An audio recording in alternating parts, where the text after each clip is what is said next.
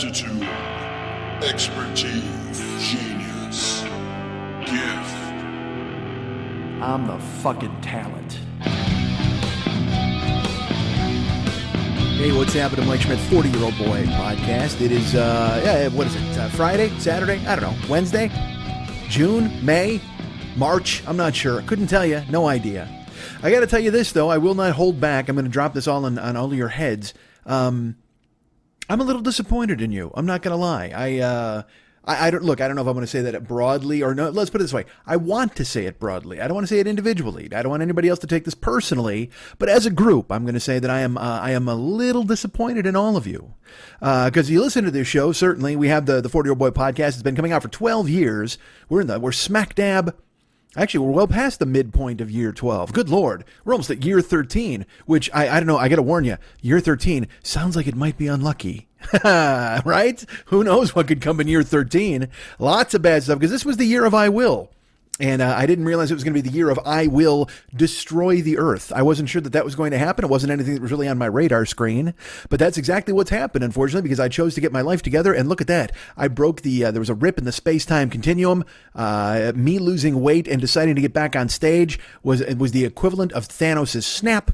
And I have sent half of the good things about this earth away, and everything else is charged in to fill the void. It is ugly. And again, like I said, I'm angry at you guys. Not angry, disappointed. You know what? I can't say I'm angry. I could never be angry at you guys. Come in here. Get in here right now for a hug. Come on. Oh, yeah, look at me rubbing the microphone. Get in here close right now. Bury your head in my neck. Put your head on my shoulder. Put your head on my shoulder. Sorry, it's late. Hold me close to you, baby. That was a long baby. All right, here's the deal. So I can't possibly be mad at you guys. I could never be mad at you guys. I could never hold you in contempt of any kind. I could just be a little disappointed. Maybe a lot disappointed. Maybe I'm more disappointed in you than I've ever been in anything in my entire life. That seems strong. I'm going to back off that statement right now. Hold on. Why would I say that? I'm a little disappointed. I'm a little disappointed in most of you. All of you. Some of you. One of you. Actually, it's just you, Rob.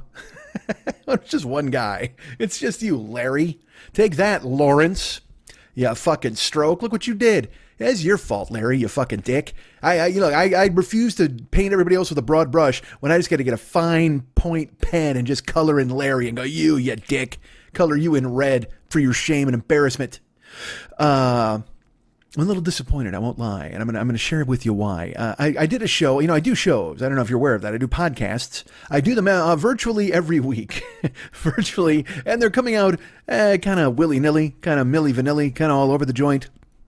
But that's fine. You're still there. You still got ears, and just download it. You know what? At this point, I don't give a fuck if you listen to the thing. I'd love it. Certainly, I'd love it. But if you don't listen to it and you just bank it for future reference, so then in 9 years from now, when we're all like fucking children of men, and I've got Michael Caine's house in the middle of nowhere, and you come with me, a pregnant chick, to hide from the fucking Gestapo or whoever the fuck's chasing you, we can all listen to my old shows.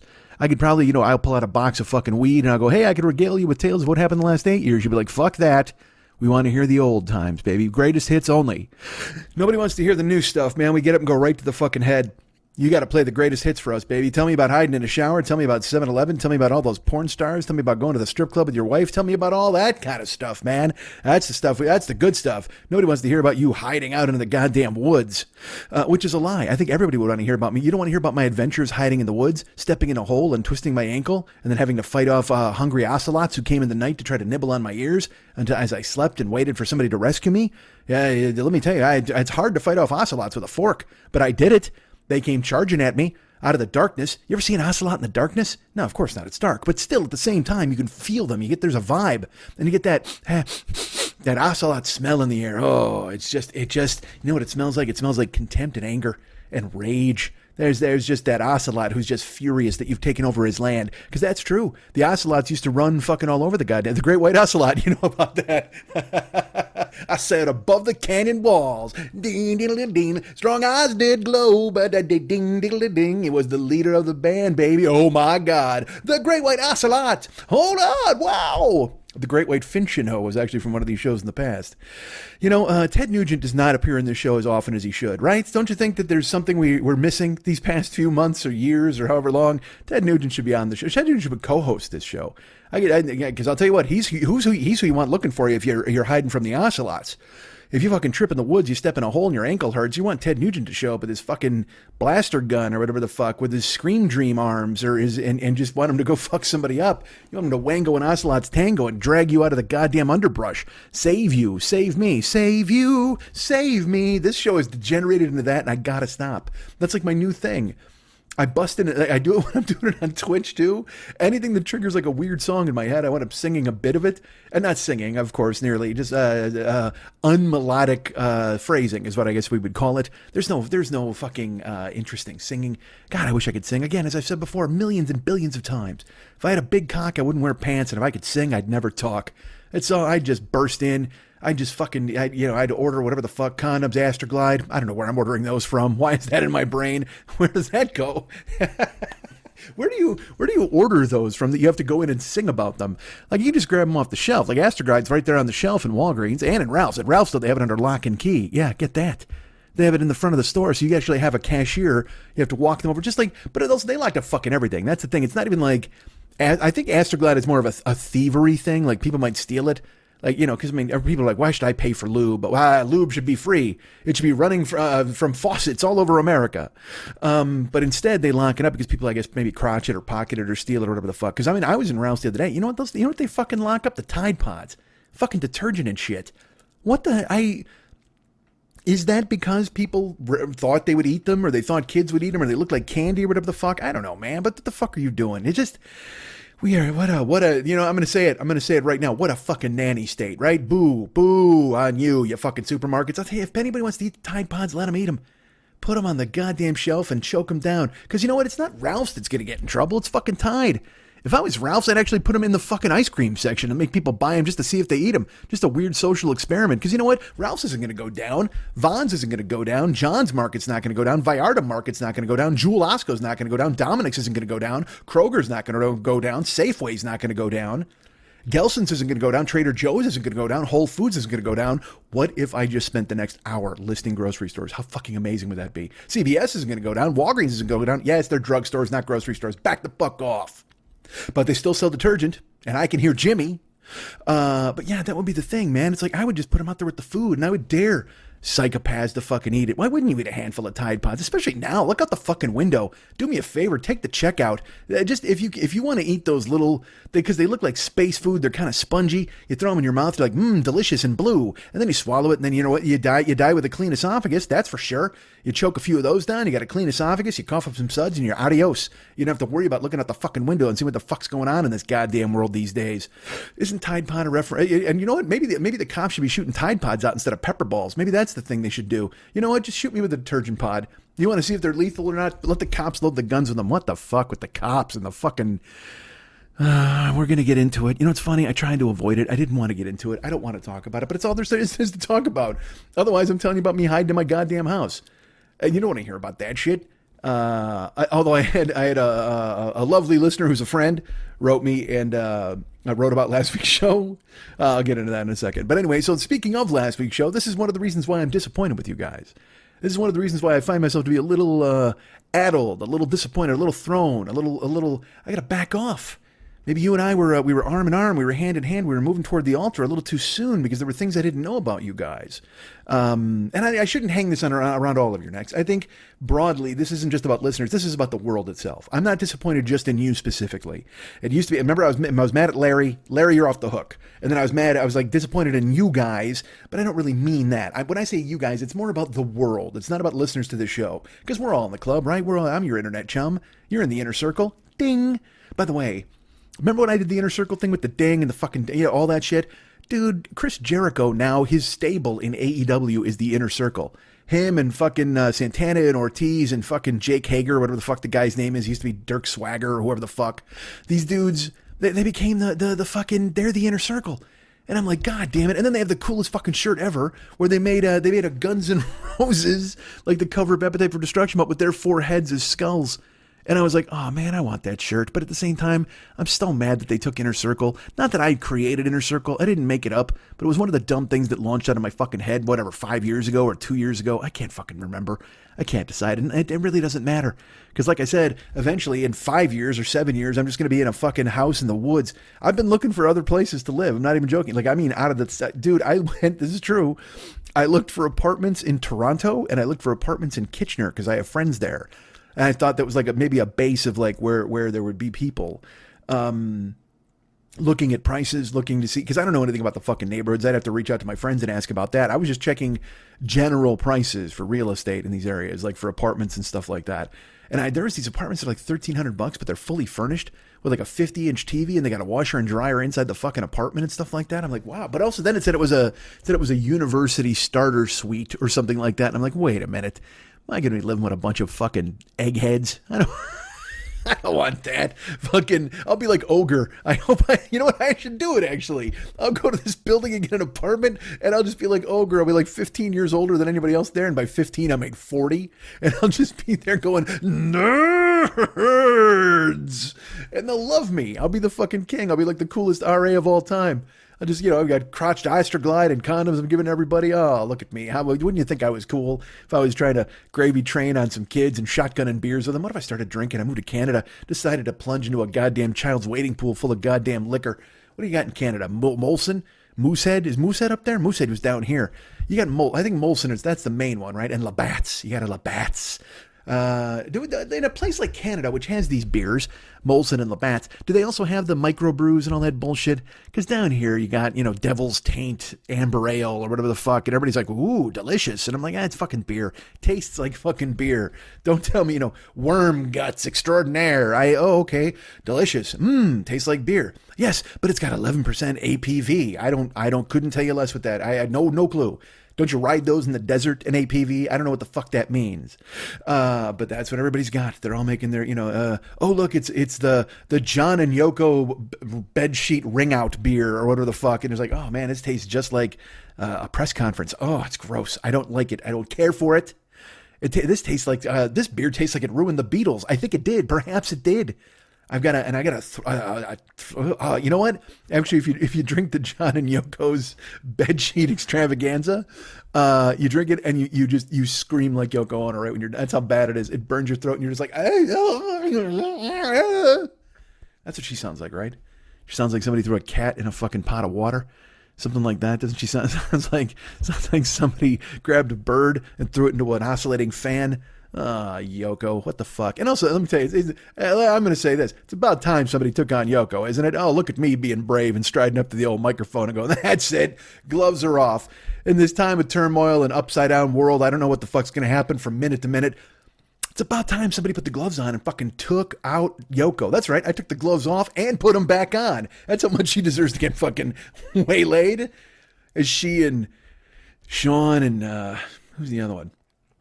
Julian, but didn't one of them change their name? Didn't Julian become like a monk? Right? Isn't it him or is it Sean? I don't know. And good for them. They got all the fucking money in the world. If you were a Beatles kid, what the fuck else would you do? Like, I know Sean went into music, but then also he became an experimental Joe, and he's like, oh, it's just like he's got like all the weird shit from his mom and his dad. He's like, oh, I wrote a song about peace, but you got to play it on ice cubes before they melt.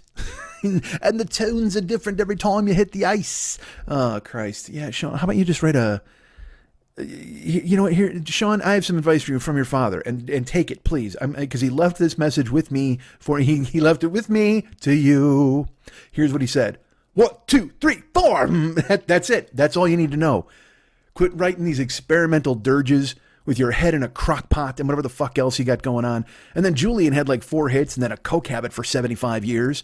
But he's still lurking. I'm sure he's fine. I'm sure they're lovely. By the way, all of this is baseless. I couldn't tell you what they were doing at all. I think years ago, I read that Sean was doing something. And so that's how he is in my head. He's frozen in my head as that guy.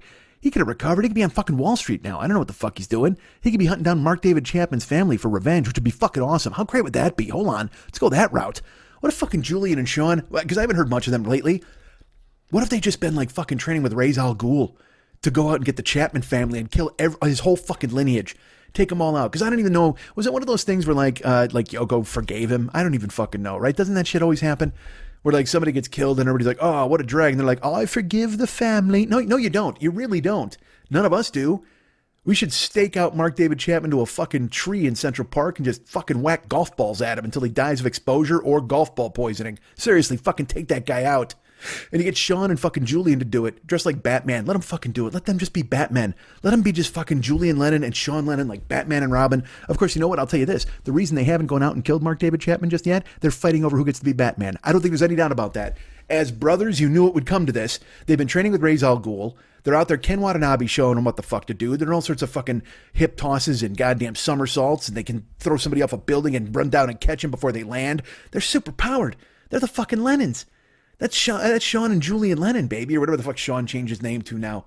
It literally is. It's like he's got some dumb name like, you know, fucking soda can Bob, you know. And I changed my name to a material object because my father announced material objects, and I want to show how really names don't mean anything here, man. Oh, good for you, Sean, you Liverpudlian fuck. All right, good. So him and Julian, they've been training under Ra's al Ghul and Ken Watanabe. Don't ask me why an actor's been sucked into this, but he is, and he's training the two of them to become like this fucking shadow and darkness fucking ninja assassin team. However, the two of them can't stop betting on who gets to be Batman, so now the Mark David Chapman family lives on, which is a fucking drag, right? Take them the fuck out. Why are they alive? It's like when there's some fucking serial killer. Look, it's always a drag when the serial killer's parents get dragged into it. Okay, I get it. You got Dahmer. He fucking kills a bunch of dudes, cooks them, eats them. And then the first thing they do is they find his mom in the phone book. They're like, ring, ring, hello. Hi, Milwaukee Journal-Sentinel. We got a question about your son and his teeth. And then she's like, what? And then you're like, yeah, I don't know if you know this, but, there's a few things we have to break to you about your son. Did you know your son was gay? Well, I did not know that. Oh, brace yourself. Well, Katie, bar the door, grab a chair, because there's a whole lot more to this story than you even know. Don't ask me how I know her. Her name is Katie, and why the door was open. But they always go to some serial killer for their fucking and I think the victims of serial killers should get to kill the family of the serial killer. Now that's not real, and I'm joking. We're having fun. This is what happens when you just fucking untether your brain and it rampages into the distance. Because as it was coming out of my mouth, I was like, this is a funny route to go. That's where my brain went. And now I'm thinking, no, that's a bad idea. Because again, the parents didn't have a fucking idea. Unless it's some fucking weird Little League coach Vic Morrow motherfucker who slapped Jeffrey Dahmer on the mound when he was a kid. And then everybody was just like, boo. And then Buttermaker had a beer and everybody, they lose and whatever the fuck. Then kill that Vic Morrow motherfucker. He deserved, he got his head cut off. And you know what? Good for him. Slap that kid. Take a fucking dirt nap, motherfucker. Watch your head go flying into the distance like a goddamn George Bell home run in 1985 fucking Toronto Blue Jay Exhibition Stadium as George Bell wheels on a fucking pitch from fucking Dave Rozema and knocks it deep into the fucking night.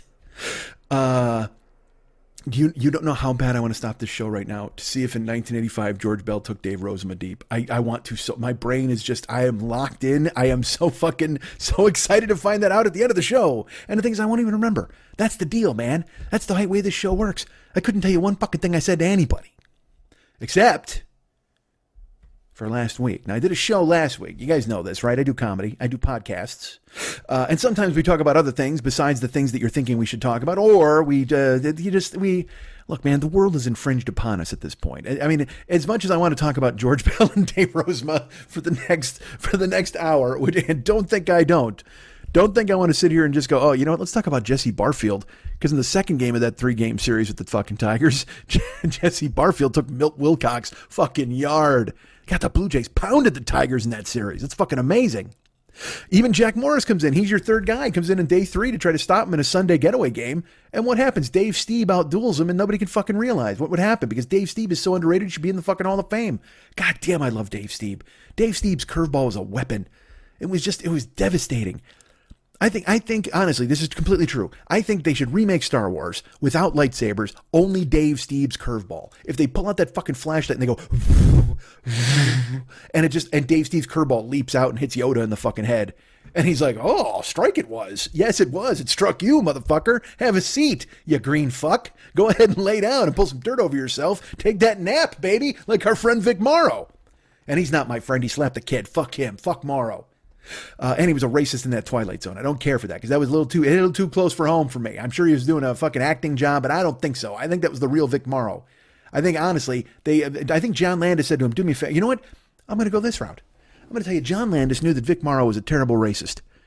And he hired him for Twilight Zone, the movie, expressly with the purpose of killing him for his past racism. I'm just throwing it out there now. I don't mean to be, look, I'm just asking questions, which I fucking hate that phrase. I'm just asking questions. You know, you can't tell me that John Landis fucked up a stunt so badly that a helicopter took off Vic Morrow's head. No, you can't tell me that. I think it was planned. Landis was sneaky. He was like, oh, you know what I'm going to do? Here's what I plan on doing. I'm going to book Twilight Zone, the movie, and I'm going to have a helicopter fucking crash down on Vic Morrow because he called that guy the N-word once.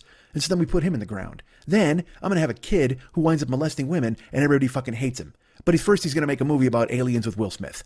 Ah, Max Landis, what a fucking clown, right? Dude, I read an article on Max Landis. Get this. I read an article on Max Landis. It's got to be 5 years ago. What a fucking completely controlling... And I'll tell you what...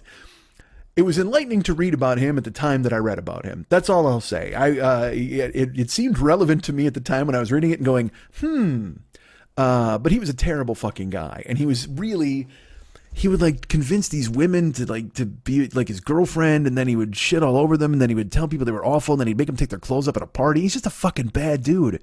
But then he kept getting opportunities to write movies and do books and shit like that. And you're like, Jesus Christ, does this town not care about fucking anything?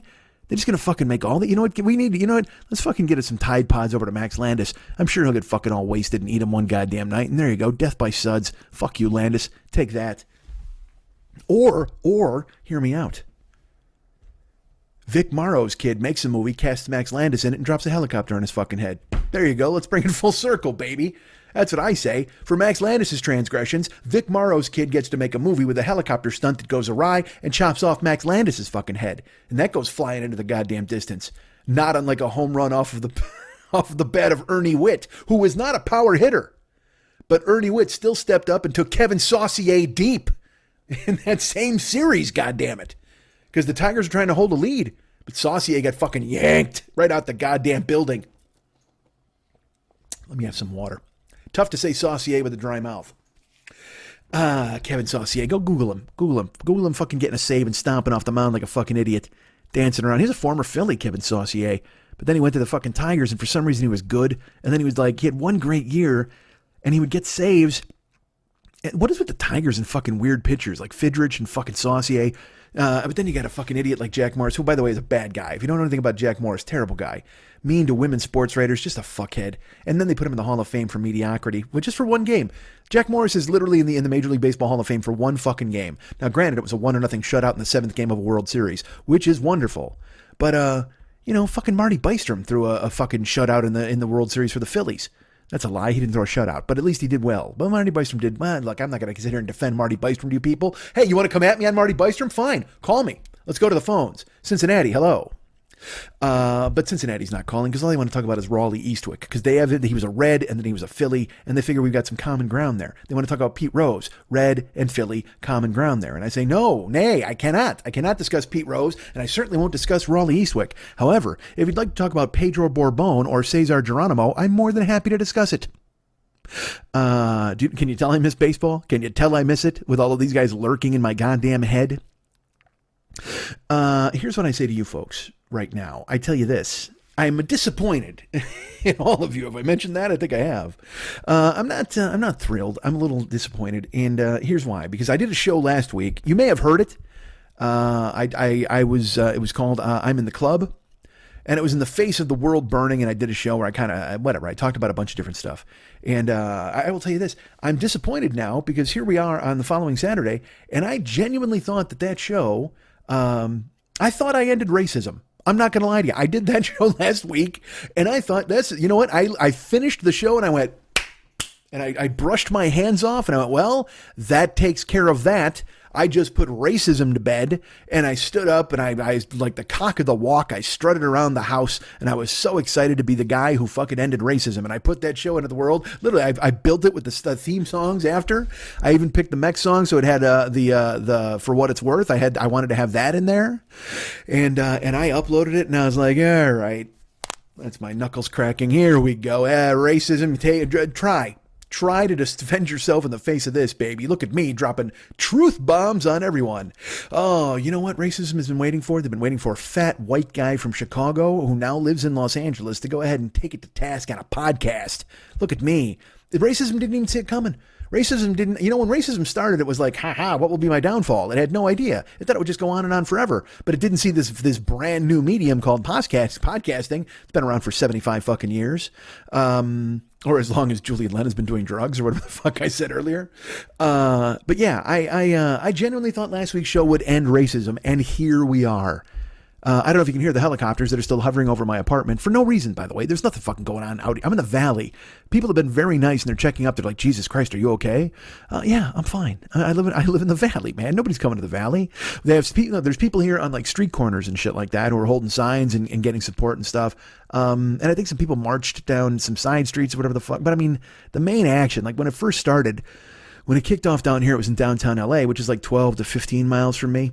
And then it moved closer. That Saturday it was in West Hollywood / Beverly Hills area, and that's about 8 or 9 miles from me. So that's about as close as it's come. There's been demonstrations in my neighborhood.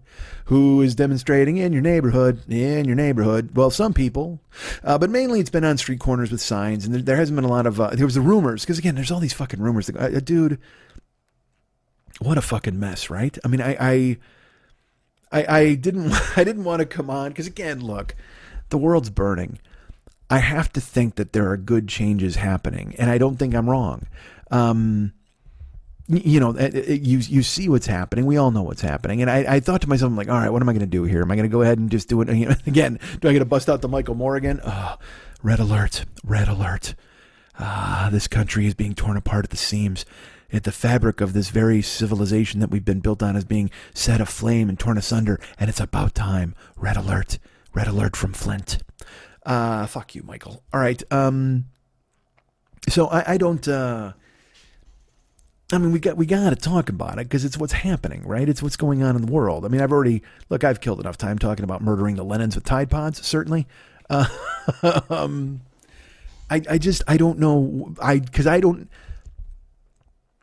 will tell you this, man. I have no fucking idea how anybody survived 1968. I don't have any fucking clue with riots in the streets and bombings and fucking hijackings and shit and holy what the and fucking Martin MLK and Bobby Kennedy getting gunned the fuck down. You're just like, what?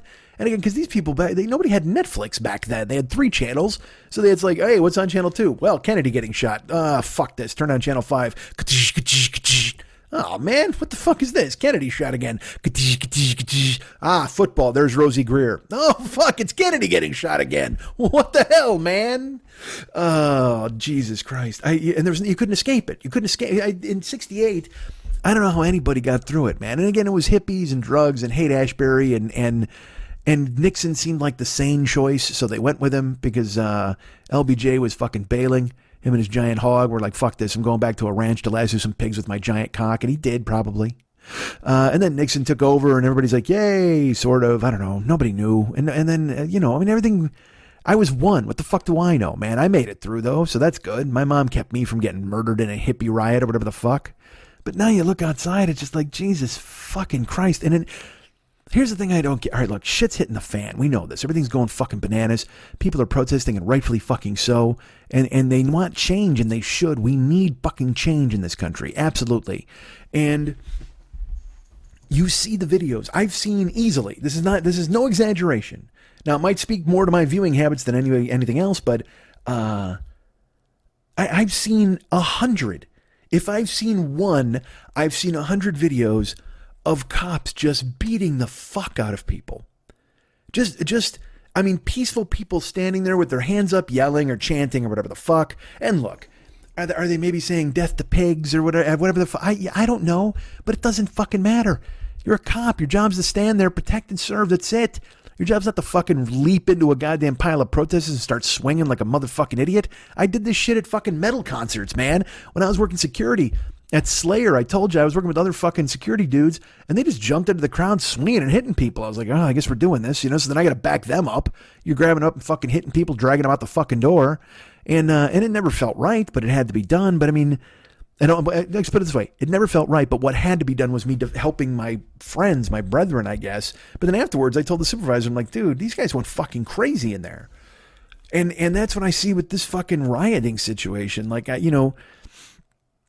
cops are circling the wagons and just going fucking bananas. And I'm talking everywhere, like fucking Los Angeles and Denver and Joliet.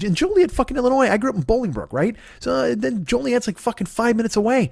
And they showed the mayor. He was out with the fucking cops the other night, and a protester walked by and he might have smarted off. Like, I couldn't really hear what he said, but it doesn't matter. He didn't do anything. He was still walking, and the mayor just walks up and grabs this black kid and just drags him over to the fucking car and starts wailing on him. And then two other cops jump in and they start wailing on the fucking kid. For what? Because he smarted off? He walked away? I mean, Jesus, are you just going to put these kids at lunch counters with fucking Dobermans and a fire hose next? What the fuck are you doing? I see these people standing out there, and the protests are just fucking getting bigger and bigger and bigger. And again, they fucking should. Because I tell you what, it's and I never thought, because you know me, and you know where my head's been recently, it's working. In tiny, I found myself today having the tiniest, thinnest sliver of a scintilla of see-through fucking hope.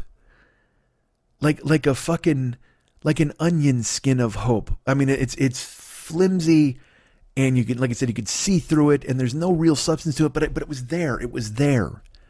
Because after a week of unrest and a week of a rebellion, we see in LA they take $150 million out of the police budget.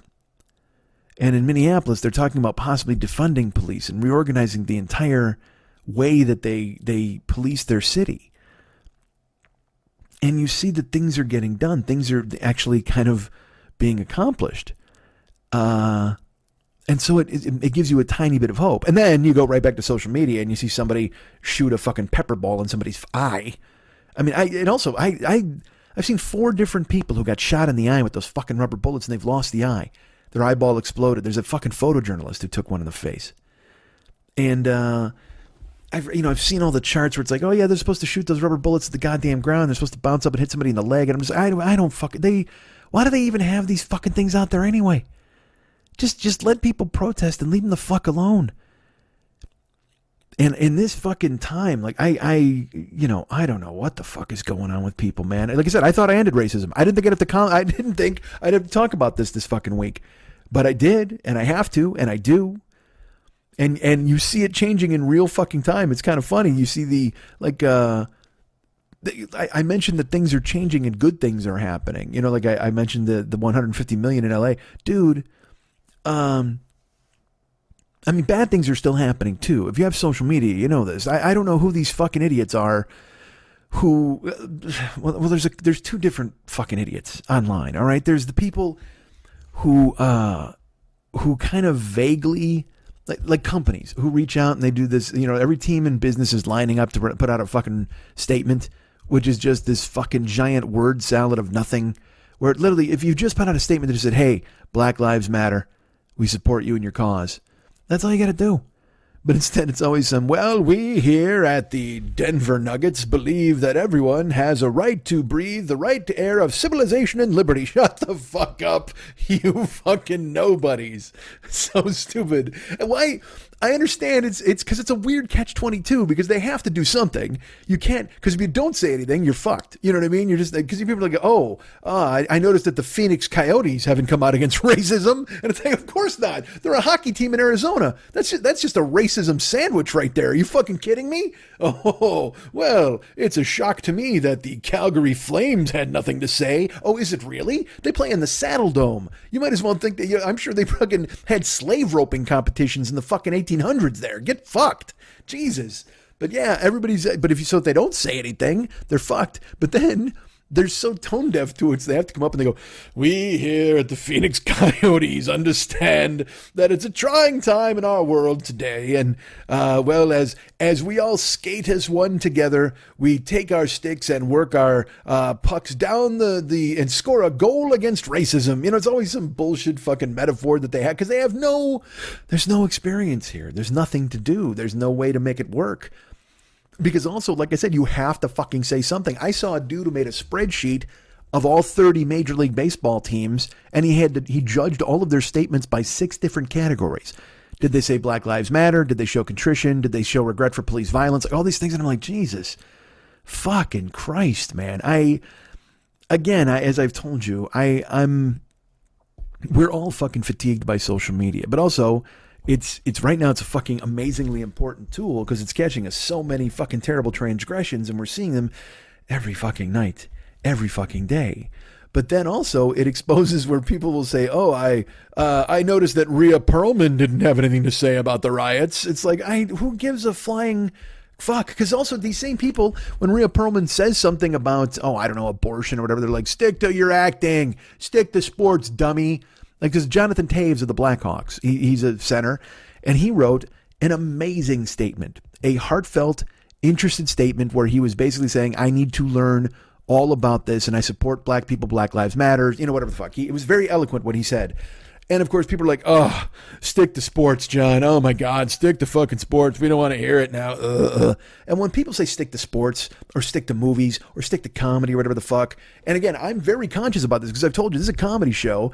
And what have we done for the past month? Look, there's no doubt I've been fucking funny. I've been funny in every episode. However, at the same time, I'm talking about all of this fucking garbage that's happening because you have to. Because first the germ came and ruined the whole fucking world. And then after that, everybody got piled into a fucking cordwood pile by cops and tied up and taken into fucking paddy wagons, then taken to the fucking station, and all these people are getting out and they're running down what happens when they get fucking pinched, and all these fucking cops are rude and ignorant to them, and it's a fucking war out there, man. And I'll tell you what, I see the minefield when celebrities are told, like, they get told to stick to sports, and it's like, fuck you, man. Because if he doesn't stick to sports, then you're pissed. But if he does stick to sports, then they're like, well, I noticed that Patrick Kane had nothing to say about the riots. Well, he must support the police. Or, everybody co-opts them for their own fucking agenda because that's what the fucking world is these days. Everybody has, if you don't say anything, people will claim you on either side and go, he supports us because one time he wore a vest. No, I saw him wear a hat one time, so he loves us. And it's like, Jesus fucking Christ. Can't the guy just fucking have a goddamn bowl of soup in peace? He's got to go ahead. Because I don't mean this. I don't know if this sounds trite or whatever the fuck. I really don't give a flying fuck what anybody on the Chicago Blackhawks thinks about racism. I mean, I'm hoping that their hearts are in the right place and that they're going to do whatever they can to help the black community and they understand that Black Lives Matter. But I also think that the odds are young kids who wound up playing fucking pond hockey in Canada and grew up in a fucking mayonnaise jar might not know everything there is to know about the black community, particularly when we've been seeing that for years there's been racism in the NHL from fans or opposing players yelling at the few black guys who do make it into the league. And I would prefer to think that, because again, it's so weird how sports becomes the fucking guideline, because I've checked out the statements of my favorite teams. So I can be like, please say the right thing. Please don't be that one stupid team who's like, all lives matter. And you know what? In hockey, we have a blue line. Well, the police also have a thin blue line and we don't want to cross it or there's icing for everybody. Shut the fuck up. How dare you? How fucking dare you? But nobody did that, thankfully. Like I said, the Blackhawks statement was fine. It's just a pile of words. A thesaurus exploded and there you go. But then Jonathan Taves comes out. He's the captain of the team. And also, so then he writes a very heartfelt statement because he cares about this world. And you find yourself going, oh, thank God. I'm so happy that guy's on my team. I'm so happy that worked out okay. The Phillies put out a statement. And it was just kind of, again, it was the same thing where you're just like, all right, yes, and I understand why people would want to see strength from their favorite teams. You know what I mean? Like, I don't want the Phillies to be shitty. And also in Philadelphia, man, that's one of the cities where the cops have gone fucking bananas. Did you see there's a clip. This cop looks like an extra from The Sopranos. He's just a round fuck in a white shirt with a baton, right? He got the fucking riot helmet on, the stupid goggles. And this dude, this guy's like the Jackie Chan of fucking bad cop clips because he's in 2. This guy has a sequel. This fucking guy didn't just fuck somebody up one day. The next day, he's in a fucking sequel. And they pick him out from his fucking stupid name tag. Because here's the thing. The first night, he's walking and a woman's in the crosswalk. And there's like, there's people and protesters and cops, but nobody's doing anything. They're all just kind of milling about. But because she's in the crosswalk with her bike, he says something and she doesn't move fast enough or whatever, or she might have said something like whatever, whatever. You can't even really tell. and he just fucking snatches her up. It's just a woman. What the fuck are you doing, you idiot? So he grabs her. He tries to grab her bike. He grabs her. He spins her around, and 2 other guys come flying in, and they tackle her. He lands on top of her, and then they form a barricade. The cops form a barricade around them as they're fucking scrumming the shit out of this chick. And everybody's like, boo! They're filming it. But and I'll say this to you, motherfucker. These dudes are still doing it in every city all the fucking time, when they know they're being filmed. They've known for a week that everybody's out there with phones, eyewitness accounts, news crews are filming them wading into unarmed protesters and just swinging batons and fucking people up. And they don't care. And that is one of the scariest things you can take away from all of this so far. That they feel that this sort of behavior is justified. These cops that I've seen in these clips, they don't have any interest in protecting or serving anybody. They think that they're fighting these people, whether the people are kneeling on the ground, whether the people are standing there chanting and singing, or whether people are breaking windows or acting the fucking fool. They see them all as just one enemy. And I don't know if the logic is, you know what, we got to fucking hit them hard and take them the fuck out before they, as they're kneeling and protesting, hit them fucking hard so they don't turn into window breaking looters. I mean, I don't fucking know what the thought process is. I know, like I said, when I used to bounce, they would tell you, hey man, if anybody starts anything, you put them down and drag them the fuck out, because there's more of them than there are of us. And you make sure that they don't fucking get control of the room. That's the whole deal. You have to sit on any fuckhead to make sure he doesn't go crazy. But again, that's at a concert. And also that, they would talk like that, and in my brain, I'd just be like, fucking, wah, wah, whatever. I'm here to let people have a good time. I'm checking IDs. I'm telling people not to fucking smoke. If somebody assaults somebody, then I get involved. Or if somebody assaults me, we got a problem. But as far as just fucking taking dudes out at the knees and running them out of I hated that fucking idea. People are going to a concert or a show for a good fucking time. These people are going to protests, certainly not for a good time, but to be heard. And to make their voices heard, because they haven't been heard their whole fucking lives. And cops, rather than understanding, they just fucking break heads. And I don't know if this is what happened in 68. I don't know. I know stuff that happened in 94. And I can't speak to it because I don't know the thought process. Like I said, in the small amount of time that I was bouncing at concerts and fucking places, the theory was, you have to fucking fix something quick so you don't lose the room. There's more of them than there are of us. And I guess maybe that's what the cops are thinking, but they're initiating all this shit. There's just people standing there fucking so this fucking fathead in Philadelphia tackles this chick in the fucking crosswalk, and they film him, and you can hear them say his name, which I'll get to in a second. So they fucking he takes that chick out. Then the next day, there's another clip from another fucking, like a sidewalk or a park, and it's just people walking. They're not doing anything. They're just fucking milling around. Look, there's a bunch of people, yeah. And this fucking dude, he just shoves a dude in the neck with his baton, like a fucking, like holds it in front of him like you would how do I explain? Like not a squeegee. Like you hold both ends of the baton and he just fucking takes this dude into the Adam's apple. And then all of a sudden, of course, chaos starts because people are like, and they start, some try to run, some try to pull their friend out of the scrum, some try to move and do a whatever the fuck. And this dude, this fat guy just tackles a guy, and then he hits another guy, and the guy almost gets away, but then him and 2 other cops swarm the fucking guy, and they hold him down. And again, they just don't give a fuck that they could be identified, because this cop got identified. And brace yourselves, you've probably seen it. But if you haven't, I'm about to tell you what can only be the most stereotypical cop name this side of Joseph Hippiebeater. I mean, literally, it's just, this fucking guy is Joey Baloney. And that's not a fucking joke. Joey Bologna. Maybe it's Bologna, but I think it's Baloney. Joey Baloney. Bologna. My Baloney has a first name. It's fuck those hippies up. My Baloney has a second name. It's pile your fat ass on somebody on the crosswalk. I love to see him every day as he punches a hippie in the mouth. I'll say, oh my God, my day's been ruined by BOLOG. Fucking A. Jesus Christ. So like I said, he's got a sequel. This motherfucker, he's the Jackie Chan of bad cop clips because he was starred in one and he's like, I'm a star. I'm going to go. And then he's got that bad Philly fucking dopey cop accent and he's just fucking yelling. You're like, Jesus, fuck, man. What a mess. But he's being filmed and he knows he's being filmed and he doesn't give a fuck. And then his name comes out and then it turns out he's like something called a staff inspector or something like that. He makes $127,000 a year. That fucking guy. And he just looks like a walking desk job. You know what I mean? He's just all fat. The kind of flatfoot you'd say in the old days, you know. But I think he's probably been behind a desk pushing pencils for however fucking long since the move bombing. And now he's just like, oh, you know what? I got to get out there. I got to get out there in the action. I can't do a fucking Philly accent. But he has to get out. And so now he's flexing his muscles, thinking he's tough. And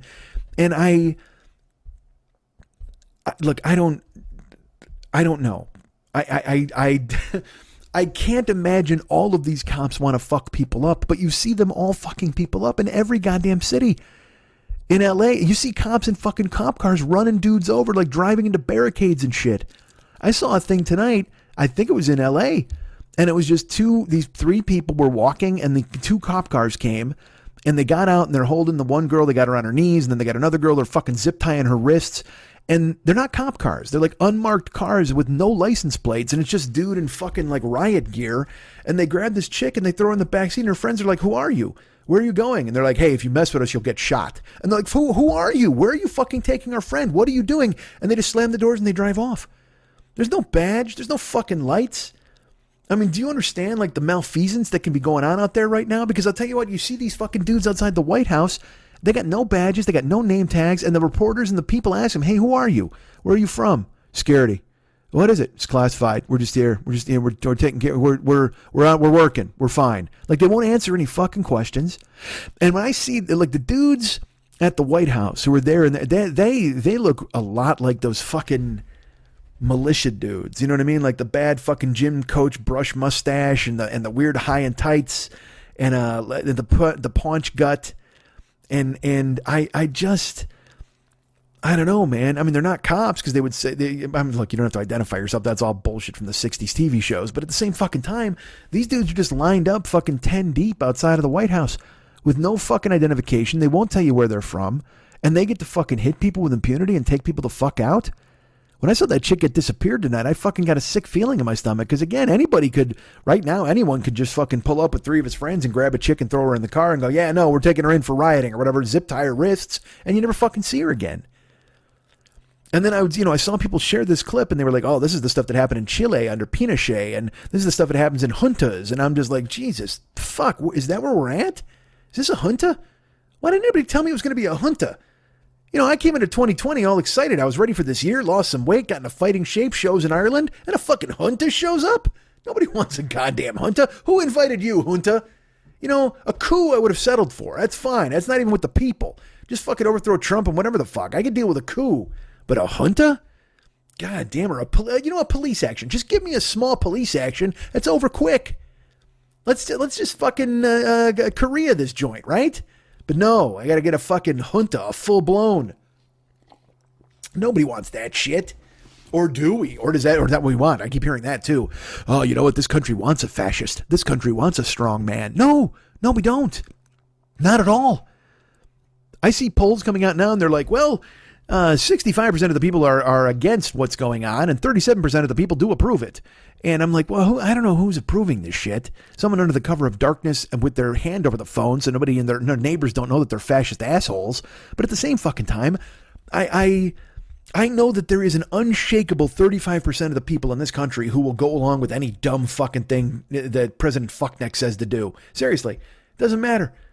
He'll be like, hey, I think everybody should come to the White House and dig me a pool on the front lawn. All right, done. We're in. Yay. Woohoo. Happy to do it. Got our Confederate flag cozies and our stupid fucking shirts that say, don't tread on me. But you can tread on us all you want as long as you're fucking punching the right people in the goddamn head. What a bunch of fucking strokes. What a mess. God damn it. And it's just, and I like I told you, I was looking at fucking apartments in Kitchener and I'm like, should I leave? Like I'm genuinely, like I looked at a gun. I looked up guns the other day, looking at Glocks. My buddy Eric says I shot the Magnum better than any of the other guns. So I'm like, well, do I get a Magnum? But I mean, if I get a Magnum, who the fuck am I at that point? Like, I'm trying to get a gun for safety, and all of a sudden I'm buying some fetish object like that. Just some gun the size of a fucking Bobby Billy Bass on a plaque. I'll make that fucker sing.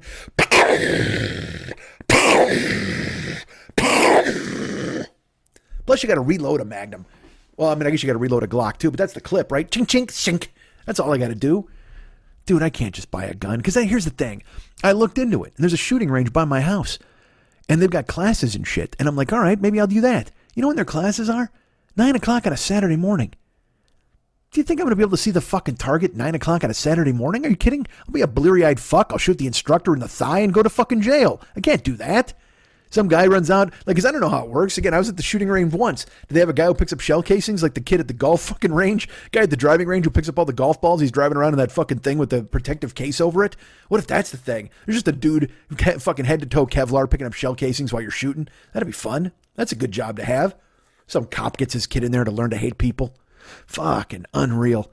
But yeah, so it's open. The classes are at 9 o'clock. I'm like, how the fuck am I going to learn anything at 9 o'clock? Get fucked. Plus, I would rent a gun from them. Which also, that just sounds gross. Like, if I don't want to rent shoes at the bowling alley, I want to rent a fucking killing implement. I don't know what this gun's been implicated in. And also, that's the perfect setup. I'm sure this has happened a million times. Some fuckhead comes in there, rents a gun, and goes, hee, look at me. He shoots a target and goes, hey, I'm a crack shot. And the guy goes, great.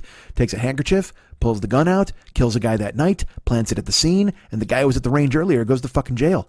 And they find the target in his house with all the fucking holes in it. They're like, oh, you must have been a crack shot, huh? Well, you put 3 in this guy's fucking heart. And the guy's, I'm innocent. Meanwhile, the guy who works at the gun range is like, I'm the secret killer. I don't care for this business. So I'm going to go there now and get my fingerprints all over everything and get fucking, especially when they listen to this fucking show. Because that's just a cop Starbucks, a shooting range. You know what I mean? I'm going to show up there, just like 8 dudes hanging out, having coffee and talking about murdering black people. I'm going to be like, hey, how you doing? I just came along to learn how to shoot stuff. They're like, okay, take this gun here. And I fucking shoot. The cops take it for evidence. They plant it at the scene of a riot. And it turns out I gunned down everybody in California. Not just one. I killed all of the protesters who've been shot. Yeah, it's this guy. He's a crack shot. We saw him.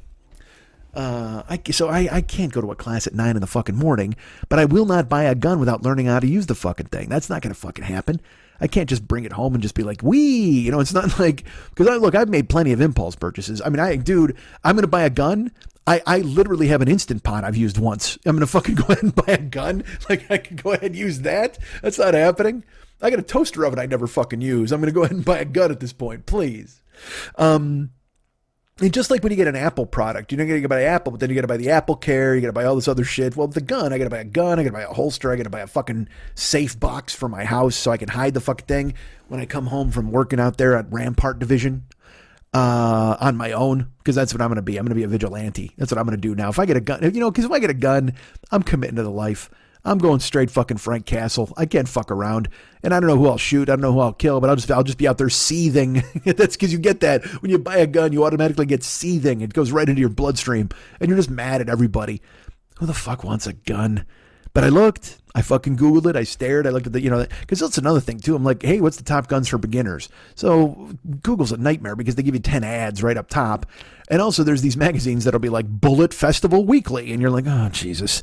So you go and look on that. And it turns out it's owned by the NRA. And you're like, oh, okay, great.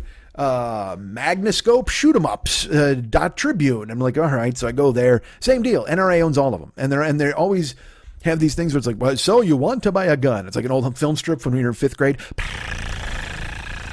Hey, Billy, I've heard you've had trouble with some bullies.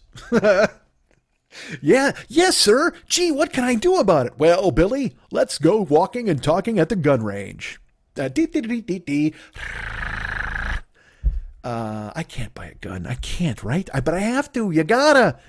I can't, I want to be Michael Caine in the woods. I want to have just fucking smoke dope and harbor fucking Clive Owen when he shows up and then get killed in the ensuing miasma. But I can't. I guess I got a gun and shoot it out, right? Fucking blast my way to Kitchener. That's what I got to do, or wherever the fuck I can go stay. Toronto.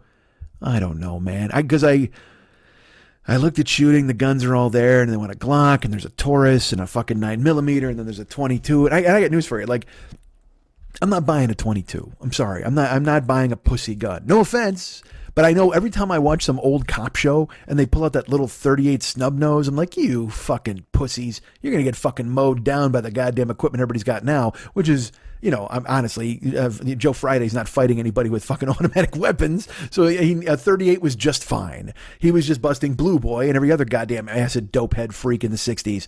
But now the firepower is a little more fucking prominent. So I got to do something to try to keep up with the Joneses, man. And the Joneses all have fucking Gatling guns. So maybe I get 2 guns. Maybe I get that. Get a couple of holsters, fucking pack them. Get a side piece. Maybe get an ankle holster. What if I got 5 guns? You know what? I heard I'm just going to get 30 goddamn guns. What if I do that? You know what? Maybe I get 68 guns. 68 guns. The alarm. I can't buy a gun. I can't do that. But I will if I have to, I guess. Just because, you know why? Just because in case any of this goes fucking completely tits up. Or even that the zombies show up. And they might. That's another fucking thing. Who knows what the fuck's going to come now in this year? We've still got the germ lurking. Now we got the fucking riots with the rogue cops beating the fuck out of everybody and doing what they can to disappear people. And then we knew there were aliens, like I said, like a month ago. And they haven't shown up. They're still lurking and checking out what's going on to see how it all breaks bad.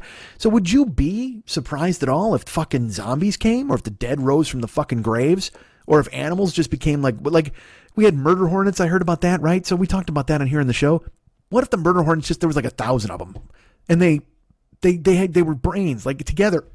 Like one murder hornet doesn't hurt anybody, but then they get into like a gang of 1,000 and they become smart. So then they know what to fucking go do and dispatch people. So then we got to deal with murder hornets swooping in. Now maybe the murder hornets got it in for the cops. But there was a way that the hippies could go ahead, and it's not hippies. I know it's black guys and whatever the fuck. It's people. It's not even black guys. It's people. There's fucking people out there trying to get the world to change, man. And if somehow they can harness the power of the murder hornets, I would feel a lot better about it. Cops got guns and fucking rubber bullets and tear gas and whatever the fuck else. If we somehow could harness the power of the murder hornets, what if they let us put them in a slingshot? What if the murder hornets let us just we could make them in a like a cannonball and put them in a slingshot and shoot them directly at the cops? They just fucking sting them through their Kevlar. They all go down sad. Ah, man, this is the move. I fuck buying guns. I'm going to buy a bug farm. You know what? I can train the bugs to be smart. That takes a lot of work. I didn't even want to go to a class at 9 a.m. Now I'm all of a sudden I'm Mrs. Grundy for bugs. I can't be that guy. I'm going to teach murder hornets to be smart. Because here's the thing. I got to teach murder hornets to be smart and to hate cops. Well, because again, the murder hornets are probably predisposed to help out the cops. So I've got to flip them on that. I got to get them at the larval stage. And then I just got to keep playing NWA's Fuck the Police. That's what I got to do. I got to get fucking murder hornets in their larval stage and store them in a fucking brown paper bag or whatever the fuck and just play Fuck the Police over and over as they grow up. And then when they get older, they'll be like, there's Mike. He fed us a bunch of stuff. I'll be like the cross-eyed guy in fucking Silence of the Lambs. I fed him Nightshade and took care of him. It's perfect. And then all of a sudden I go outside. I'm like the Willard of fucking murder hornets. I'm like, fly, my pretties. You ever see? Because again, you could do that shit, right? I could probably train bugs to listen to me and do what the fuck I say. They do it with pigeons. And pigeons are nothing more. They're just like a step above murder hornets. They're just flying rats, as we all know. And they're filthy and they carry the bubonic plague and whatever the fuck. And here's the thing that I don't understand. They must be susceptible to being talked to humans and controlled because they're filthy. They're filthy, dirty animals. So normally wouldn't have anything to do with them, but it turns out they're good at delivering the mail. That's a fucking weird talent, right? Because there are some birds like eagles are good at being on a coin. All right, good for you. That's great. You look terrific. Falcons are good at landing on your arm. All right, perfect. I like that. That sounds good. And it turns out that fucking pigeons are good for delivering the mail. And so humans are like, all right, we'll take advantage of that. Yes, but they also carry fucking horrible diseases. Like there's like bed bugs and like pigeon worms and all sorts of shit that climb in your fucking ears. And you're like, I don't care, man. This letter's got to get across town. I don't want to pay for a postage stamp. You know what the cost of a forever stamp is these days? I'd much rather risk bird cancer by sending this motherfucker to take my note across town. I don't know, man. I can't buy a gun. I'll take hornets. But I can't decide what to do. I think about leaving. Genuinely. I know I make jokes about it, but in my head, I'm like, what if by the end of the year, I could take off? Where would I go? Actually, it was funny. A mod wrote me a note, and he just said, hey, man, I've been watching the TV, and you should probably head to Mexico or something and get a job like wrestling midget wrestlers or something. Get a gimmick and join the circuit, whatever the fuck gets you out of town. Now, I was a little hurt that he thought that was all I could do. But fine. But then I wrote him back and I went, yeah, It's falling apart here. I said, let me ask you this. Do you need a butler or a valet or a faithful manservant? Let me know. And he wrote me back. He's like, you know what? You could definitely be my family's driver, which I do not know if that was a Parasite reference. But if it was, I wrote him back anyway. And I said, look, I don't know if that's a Parasite reference, but I will not wear an Indian headdress at a picnic. Just letting you know. At an outdoor gathering, it will not happen. Like, I would love to move to Japan, but I mean, obviously that's never going to fucking happen because I don't know the language and all that kind of shit. Like, I want to talk to my buddy Zach, who's a listener to the show. Like, I want to reach out to him and see how he did it when he went and taught English. I could teach English in Japan, right? I hope. I know English. I know a lot of words, right? I could teach them, like, you know, I know a bunch. I could just play this show for them and they'd be like, oh, I'd be like the Russell Ziski of Japan. That'd be fucking awesome. I met her on a Monday and my heart stood still. Da-do run, run, run, da-do run, run. I could do that. Anybody could fucking do that. Bye-bye. So I could go to Japan, right? I could do that. I could make that work. Kuwait is certainly on my list. Canada is probably the number one because everybody there's still, you know, I can fit in there. And I know a few people. And it's close enough that if I ever, you know, like if I accidentally left my wallet here, I could come back and get it. Oh no, I think I left my wallet in America. All right, let's go over the border, figure it out. Canada might be too close though, because I will still be close enough to see the fires, because this country is getting burned to the fucking ground. Where else could I go? I can go to Hawaii because that's at least off the fucking mainland, but also, I don't know, they got shit going on over there too. They got all sorts of, like, isn't it like the Islanders don't like humans or not humans, like people from, like non-Islanders. How about that? Let's just say it that way. It makes much more sense. I don't fucking know. And Alaska? I can't go to fucking Alaska. Jesus Christ. Alaska, that makes sense because that's actually where you just go to fucking disappear. Alaska is a fucking mess. Alaska is just like the Phantom Zone. It's you know what? But it's like America's Phantom Zone, Alaska. But it's like a voluntary Phantom Zone where you commit yourself. You climb into the cellophane pane yourself and fly yourself to fucking Alaska, so nobody will ever fucking see you again, man. Alaska's the kind of joint, man, where like nobody has an address, but everybody has a manifesto. That's fucking Alaska for you. It's just a whole bunch of people fucking just, yeah, man, I live in Alaska. Where at? Nah, in a house. Where in a house? Nah. Don't ask me. You stay down here and don't fucking worry about it. Tell you what, if you see 3 moose, turn right, and maybe you'll find me. Maybe. Probably not though. And by the way, watch your mailbox. I'm going to send you 18 hand-scrawled pages about why fucking Nikola Tesla was fucking robbed. It's like, okay, good for you, buddy. I look forward to that coming to my fucking house. Oh, Christ. I don't know, man. I can't. And then I watch this stuff. I feel like Axl Rose in the fucking Welcome to the Jungle video where he's just clockworked orange on the fucking chair and he's just got a soup strainer on his head and he's shaking as they're making him watch all the violence on fucking television. And I consume it. I do. Because you know what? I want to see what's happening. I don't want to turn a blind eye to this bullshit. There are brave people out there changing this fucking world. And I think to myself, because I've thought about it, I'm like, oh man, should I go? Should I head down to one of the protests? And I'm like, the fuck am I going to do down there? Seriously, that can't happen. I can't show up because I'm 52 and fat and the germ is still lurking and it is looking for fat guys. Fat old guys are who get taken down by the germ. So I'll get the fucking germ will kneecap me and send me down a fucking ventilator, and I can't do this country any good from a fucking ventilator. But I thought about it. I wanted to be there. But also then I see the clips, and you fill with rage. When you see a child get pepper sprayed, or you see a woman get fucking punched in the face by a cop, or you see any of that shit where fucking innocent people who are just trying to purport a change in the land that they want to love are being abused constantly, man.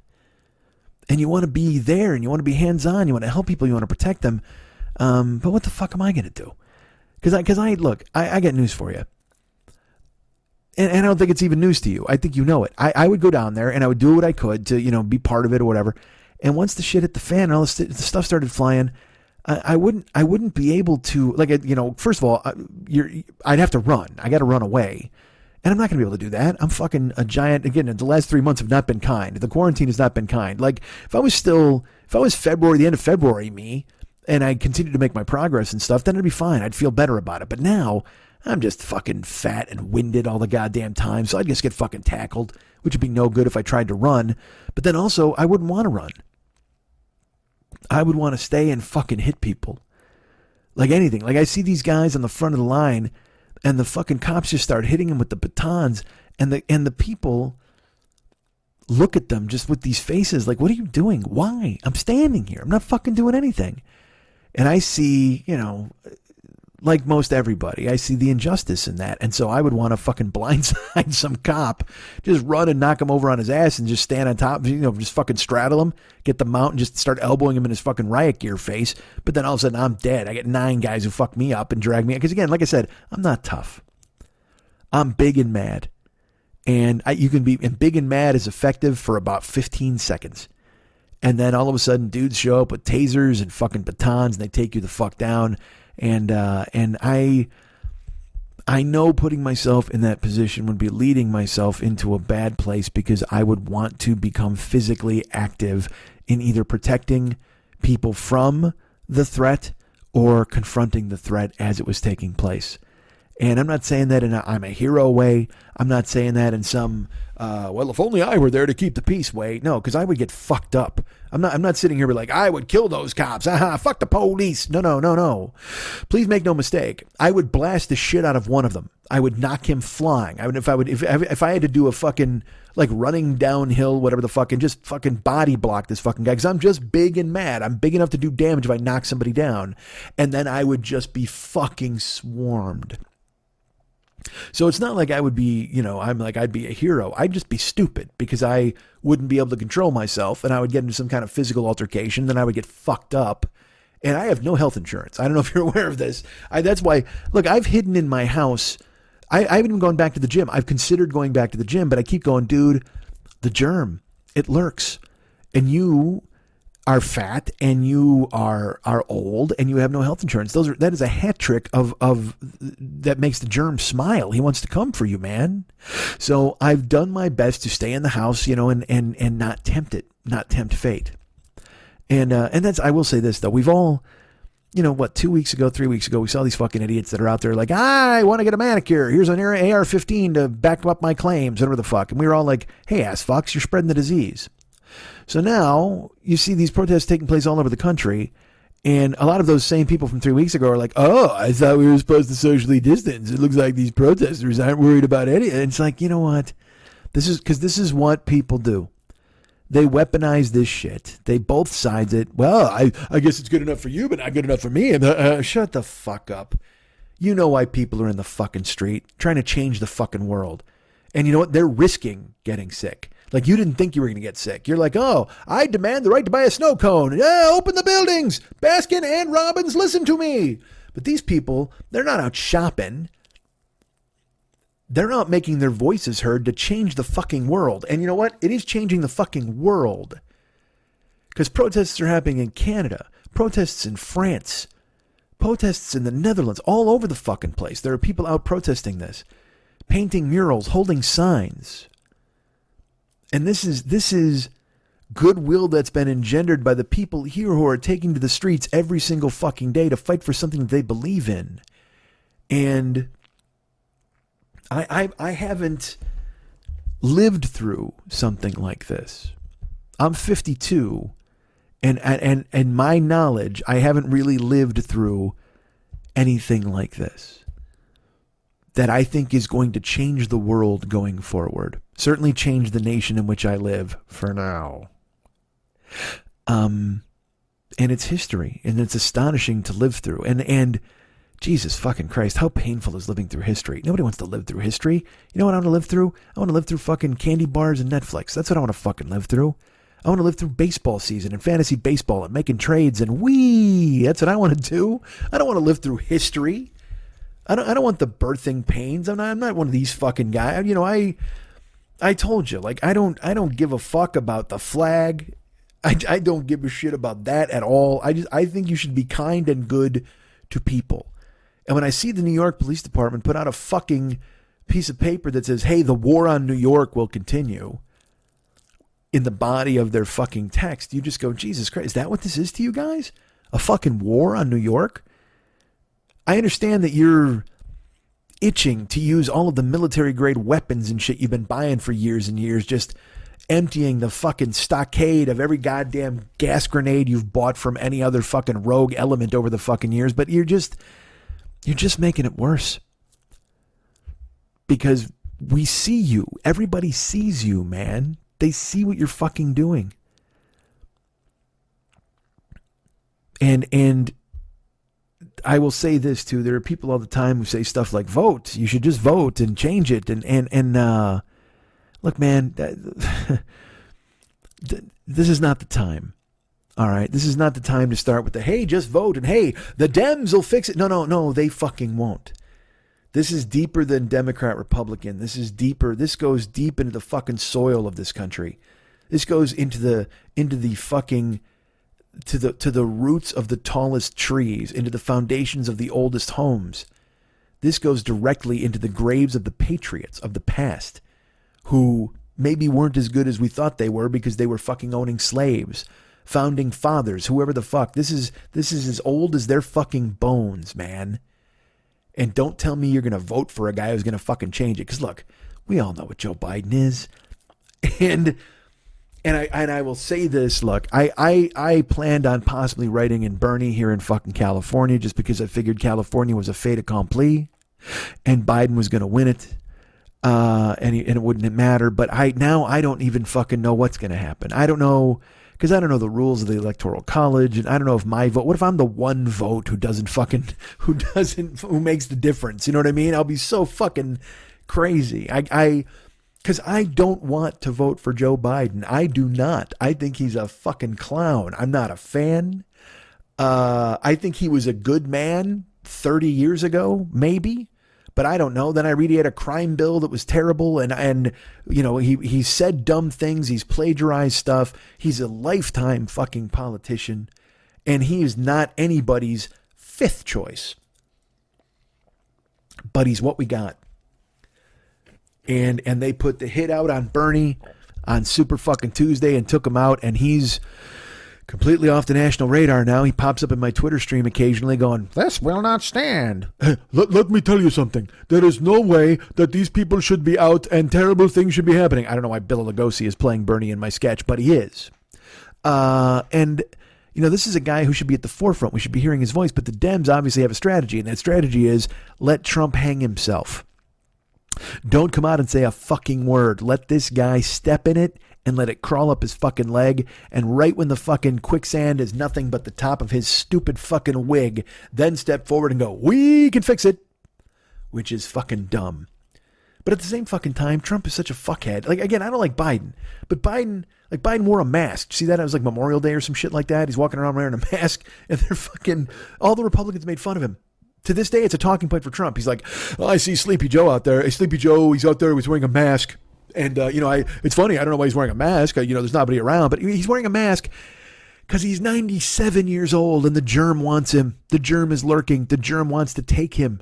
And it's almost like this weird thing where Trump's trying to trick him into taking off the mask so he can fight the germ one-on-one. And it's like, fuck you, you old fucking fat fuck. What the fuck are you doing? Who cares?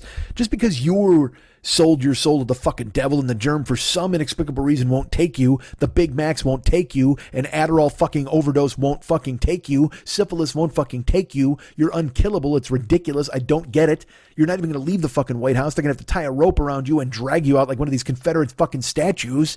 Jesus, guy, die already. Why is it not happening? But he survives. And so he challenges Biden. No, you should take your mask off, Sleepy Joe, you fucking dick. And then I see the picture of Biden with the mask on. And this sounds so stupid. Biden hasn't looked that good in 2 years. The whole campaign. Biden hasn't looked as good as he does with the mask. Because it cuts his old, weird Dorian Gray face in half. You know what I mean? So you just see semi-kind eyes and then a huge fucking badass black mask. You're like, all right, I guess he kind of looks like old Bane. He could be kind of an old version of Bane, I suppose. And also, it's just to see Biden, because again, every time I see Biden, he talks in his mouth and his fucking spit, and there's like his teeth are sliding around in his mouth like they're on a slip and slide. And thankfully the mask is in there. So I see him in the mask, and it's the first time I've seen him where I'm not worried that his teeth are going to come flying out of his mouth like a goddamn shuriken. You know what I mean? It's just his fucking dental plate comes out and spins and goes into goddamn John Saxon's chest. I can't have that. So he's wearing the mask. He looked good in the mask. Go ahead and wear the mask. Do me a favor, wear the mask till fucking November. Don't say a fucking word. Because Trump is busy just stepping on rakes. But the problem is, like I said, there's 35% of the people in this country are like, yeah, step on those rakes, buddy. It's awesome. Oh, dude. Because I'll tell you what, I would love nothing more than to laugh at Trump. I want to so bad. But he's such a dangerous fuckhead, you can't. You're like, oh, you fuckneck, really? You're doing this dumb shit? This fucking... If he was not so dangerous, literally, he would be hilarious. Today he said that he was talking about he was going to talk about the jobs report, but he couldn't. And he was talking about the fucking National Guard and some dumb shit. And he's like, it's a great day. And he said, I think George Floyd is looking down now and he thinks it's a great day. It's a great day for him. It's a great day for all of us. And I'm like, how do reporters not laugh in this guy's face? What the fuck are you talking about? You fucking sponge brain. You addled fuck. Ridiculous. And yet he just talks and talks and talks and gets away with it. He gets that fucking Bible walk where they gas the protesters so he could walk out and pose in front of a fucking church. Who's that fooling? Who is that fooling? You know who this fucking guy is after 3.5 years. I mean, you know who he is after 75 years, but after 3.5 years as president, he doesn't know anything about the Bible. He doesn't give a fuck about church. He knows photo ops and bullshit, and you let him get away with it. Oh, there's that 35% of hardcore trailer trash fucking crack smoking motherfuckers who are just like, yeah, go ahead and make the libs mad. And also suburban housewives and fucking truck driving guys. And then look, I know everybody's going to write me and be like, I like Trump and fuck you. Yeah, I know. I get it. That's fine. But if you still like him, you're fucking crazy. I know you're going to give me the fucking, because I get this. People write me and they're just like, you don't understand. It's like, I hate all politicians and it's funny to have him like trigger the libs. And why? Why is that funny? Everything is ruined. This is fucking awful. This is like if you know what? It's like if you hired Dennis Hopper's alcoholic basketball coach from Hoosiers to chaperone your teenager's party. And he's just doing fucking beer bongs with all of them. He's getting fucking plowed. He's ass up in the pool. They're fucking destroying the house. Are you going to come back the next day and just go, haha, yeah, all right, that was the right guy to put in charge? Just he's ruining everything. And look, this country didn't have far to go to be ruined. That's the problem, as we're finding out. Every business had $5 in the bank when the fucking pandemic hit. So they're all like, oh my God, we're going under. Please bail us out. Every oil company, every fucking fracking company, every other bullshit company is just like, man, we only had enough money for 4 days. Could you send us like $400 million? Okay, here you go. Okay, cool. So our CEO is going to get $250 million of that right off the top. Now that leaves us $150 million, so that's pretty cool. But we have 10 middle vice presidents. They all get $15 million each. So could you give us another $100 million? That would help. Okay, here you go. That's all it does. They print money and send the money to these fuckheads, and they just keep ripping it in half and burning it, and then they're going to come back in 5 years and want more.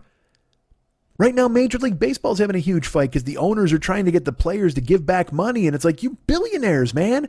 You're 30 fucking billionaires who own baseball teams, and they pretend like they're supposed to make money every year or they won't have baseball. Like, they think they're in it to just make money. Like, they're not, they don't give a fuck about winning. And we know this. Owners don't give a fuck about winning. They don't give a fuck about the MVP or home runs or any of that bullshit. They're trying to make as much money as they possibly fucking can. And that's fine. You're a capitalist fuckhead with no soul. We get it. But I always hear this speech that the owners are the ones taking all the risk. Well, it's their business. They're taking all the risk. That's fine. Well, this is the year the risk showed up. So it looks like you got to eat it for a year. Well, no. The players need to do that too. No, because the players aren't partners. You tell me that they're, because for their union and their employees. If they're employees, they don't have to fucking take anything. You reached an agreement in March, and now you're trying to renege on that fucking agreement, and it's not going to fucking happen. And then but the reason they think they're going to win, and they, who knows if they will or they won't, is because every fucking dumb fuck out there, everybody who still opens their fucking beer can with a goddamn handheld can opener, every Schlitz drinker in the fucking world is like, these fucking millionaires who play a game, I'm never going to watch baseball again, these greedy SOBs. It's like, why aren't the owners billionaires? Why aren't they greedy? Well, they take all the risk. Right, well, this is the year the risk showed up. The risk showed up in the form of a germ and global unrest. And guess what? This is the year you don't make any money. Sorry, baseball. Why don't you just go ahead and rest on the profits you made when you sold $2 billion of your fucking footage to BAMTech, that thing you sold to Disney? What the fuck? But no, everybody excuses the owners. Everybody goes and argues for them. You know why? Because the owners are fucking white and rich. And this fucking whole country thinks that they're going to be white and rich. Every white dude is told, well, I better take care of these millionaires because when I'm a millionaire, I don't want to be coming after my money. I don't want to pay high taxes. What the fuck? Are you kidding me? You're not going to be a millionaire. You're looking at discount TVs, you fuck. Are you kidding me? Not going to happen. But everybody thinks it is. Everybody thinks they're going to win the Powerball. They're going to bring some fucking money home. And I'll say this is totally true. Since all this shit has started, I think it's the Mega Millions. Nobody's won it since like the fucking germ showed up.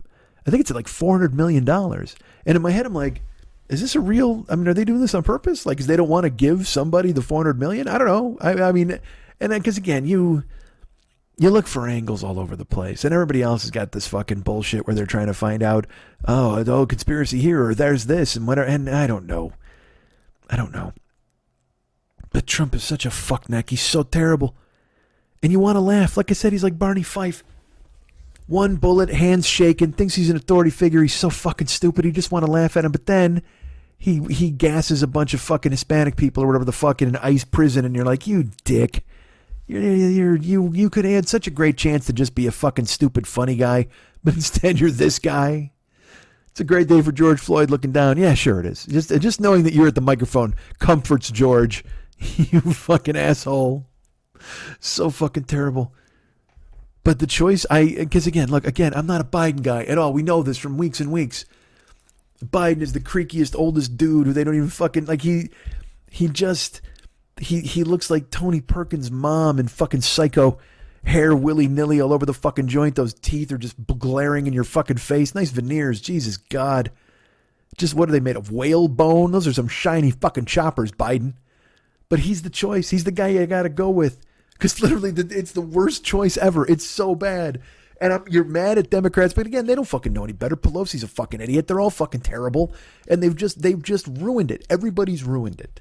And what do you do? What the fuck do you do? Yeah, but because you have to vote for them. Because literally, it's like voting for, hey, man, we're going to burn down your doghouse. Or, hey, man, we're going to burn down a city fucking block. You got to burn the doghouse. Sorry there. Sorry, Max. You're going to be sleeping in the fucking yard. Sorry, Fido or Spot or whatever generic dog name you want to throw in there. It's like if someone said, all right, here. On this table is a shit sandwich. Now, you got to eat it. But you only have to eat it like once for 4 years. That's all. Just a 4-year shit sandwich. Oh, you got anything else on the menu? Jesus, fuck, shit sandwich doesn't sound good, especially 4 years of a shit sandwich. Okay. Well, no, we do have a special. If you're not interested in the shit sandwich, we have which is our blue plate special, actually, where you'll be taken to the desert and you'll be staked to the ground with your limbs, your wrists and your ankles bound to posts. And your head will be held in place by a brace. And then we will have every species of animal you can think of. Every single one. From antelopes to fucking zebras. Will come by arc style 2x2 and they will shit in your open mouth. Okay? How about that for 4 years? You want that? Could you repeat the choices again? I will do that. I will repeat the choices. Here's a shit sandwich. Now, it's nasty. It's rancid. It's gross. It's not something anybody wants to ever eat. And you're going to have to eat it every day for the next 4 years. Ugh. Okay, again, that just sounds awful. Not something I want to do. Okay, understood. So we bump you up. We go deluxe. We go blue plate special, in which we have some strong men drive you to the desert. And they stake you out on posts, 2 wrists, 2 ankles, tied, spread eagle. And I forgot to mention this, we hold your mouth open with, it's kind of like a C-clamp. Like we put it in your mouth and we just open your mouth, which stays open. So it's not like you even get to swallow some spit or anything. Your mouth is just open under the hot sun for 4 years, held open by 2 C-clamps, and we never change them. You will have the same 2 C-clamps for all 4 years, and we will line up every species of animal that you can find from the fucking tundra to the rainforest, and they will march over you and shit in your mouth 2x2 motherfucking Noah's Ark style for 4 years. I mean, there's no choice. You go shit sandwich. We don't want to, but we got to go shit sandwich. We have to as a people, for the globe, for whatever the fuck is to come later, for your kids, for your grandkids, for the sperm in your balls that might be something someday. Jesus fuck. For the egg in your ovum or whatever the fuck. I took health class once. Whatever the fuck, you've got to go this route. We got to go shit sandwich. I don't want to. I really don't. Again, all right, here's the deal. Like, over here is one of your choices. This is a sloth with Alzheimer's disease. I'm sorry. That doesn't seem very safe. True. You're not wrong. A sloth with Alzheimer's disease, the funny thing is, it keeps forgetting it's a sloth. So that is entertaining. Occasionally it'll act like a gibbon, and sometimes it'll act like a baboon. Oh, it doesn't even know what it is these days.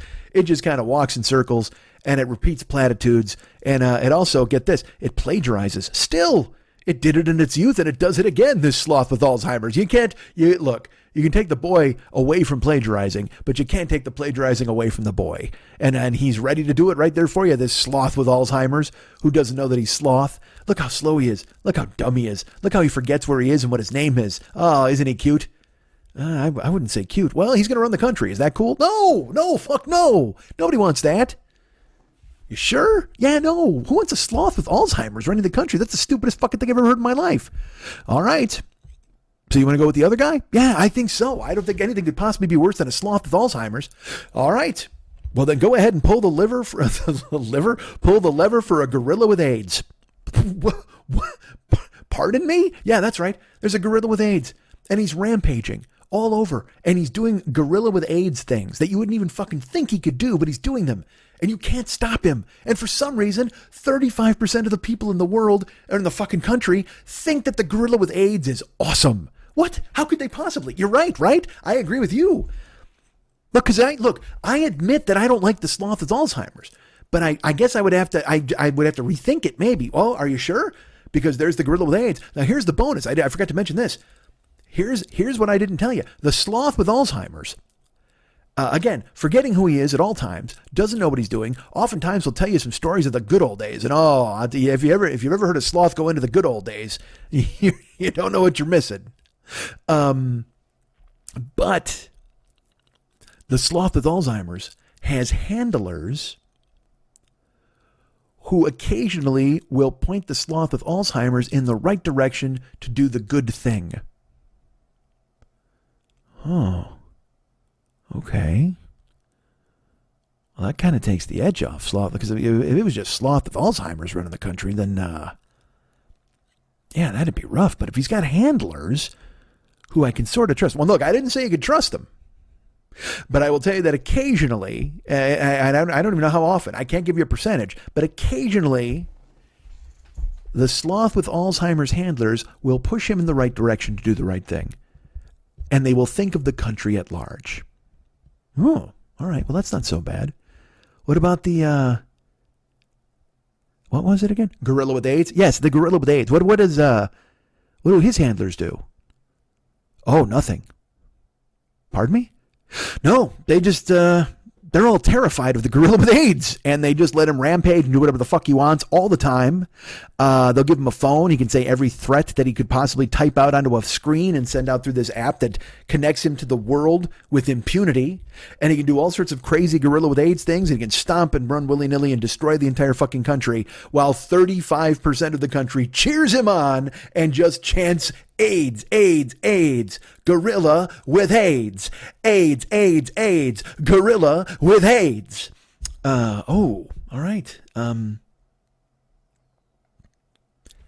Well, I guess I got to go with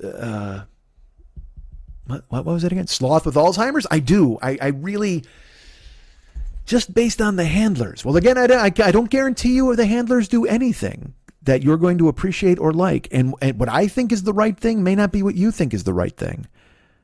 But I will tell you this. The team that handles the sloth with Alzheimer's cares just a tiny bit more about this country than the handlers of the gorilla with AIDS. I see. Let me ask you this. Yeah? Does the sloth with Alzheimer's wear a mask? He does. Sold. You guys can get me at mike@MikeSchmidtComedy.com. You guys can be my friend at Facebook.com/the40-year-old-boy. You can follow me at Twitter.com/the40-year-old-boy. You can also follow me at Instagram and Snapchat. That's where I'm Mike40YOB. That's Mike40YOB. Find me there, please. I'm awesome. That seems weird to tout my awesomeness this late in the game. Although if you're here, you probably already think that, right? Don't you already think I'm awesome? That's why you're listening to the goddamn show, right? Or maybe you're just giving it you're dipping your toe in for the first time. Now, this guy is most decidedly not awesome. Oh, no. Well, in that case, then I'm glad I reiterated that I was here, just in case you were thinking that I wasn't, and now I've dropped it in your mind that I am. All right. Our friend Ryan Dirks does all the web stuff for this show. He's the best. Facebook.com/Ryan Dirks. Find him, please. He's pretty darn cool. David Mex Hernandez does all of the cool-ass stuff for this show. Does all the artwork, does all the music. And he's my friend, too, on top of all of that stuff. Be his friend. You want to be his friend? I think you do if he's my friend. You go to Facebook.com/David Mex Hernandez and be his friend there. You can see all the cool-ass artwork he's done for this show. He's done, you can go through his photographs. He's done a bunch of stuff for the Westside 86 Jokers page. He changes the cover photo for that pretty much every week. He does art for this show that you can find at YouTube. I'll tell you about that on the other side. But he is absolutely really terrific at what he does. He also has a cult page. You can check that out. It's the This Is Dumb, That's Dumb, You're Dumb, I'm Dumb. You can hear that on well, first of all, it's on Facebook. You're not going to hear it, but you're going to see it.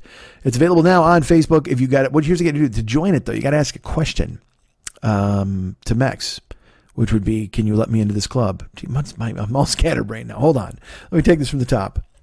David Mex Hernandez is our friend, and he's at Facebook.com/David Mex Hernandez. He's got tons of artwork that you can go ahead and check out in his photos and see the artwork that he can do. He works in oils. He works in watercolors. He does amazing things. He does all the watercolor stuff for our show. And then he's got his own page called This Is Dumb, That's Dumb, You're Dumb, I'm Dumb. You can send a note to try to join. He will send you 3 questions. Once you answer them properly, he will allow you into the group. And it's fun. You get in there, you make memes, and you see other people's memes, and it's just a great time for everybody. This is Dumb, That's Dumb, You're Dumb, I'm Dumb. You can find it at the Facebook.com/David Mex Hernandez page. He's usually sharing stuff on there. Become his friend. That's the main thing right now. First of all, go to Facebook and become his friend at Facebook.com/David Mex Hernandez. And not only can you view his artwork, but then you can go ahead and join the other page, and then you're sharing memes, and Slumpus comes along, and you'll possibly get smited. And then there's a bean that's angry. There's all sorts of stuff. So please go ahead and join this page. It's fucking cool. And like I said, he does artwork in any style you could want. And you can hire him to do a Facebook caricature. You can hire him to do any painting you would need. He's phenomenally talented. And I'll tell you this, you got to become his friend at Facebook.com/David Mex Hernandez, because recently he's been putting up clips of himself singing every week, which is something you need to check out, because the guy's a fucking renaissance man. So check it out now, Facebook.com/David Mex Hernandez, or go to his website. You'll get to see a whole different style of artwork over there at the old website. Please check it out now. It's, have I forgotten his, oh my God, I think I've forgotten his website. Oh, it's Art by DMH. Jeez, I did. I literally forgot his website. I went up on it. You want to check out, like I said, Facebook.com/David Mex Hernandez, or you want to go and check out his website, artbydmh.com. That's ARTBYDMH.com. Coming soon, a side project of silly proportions.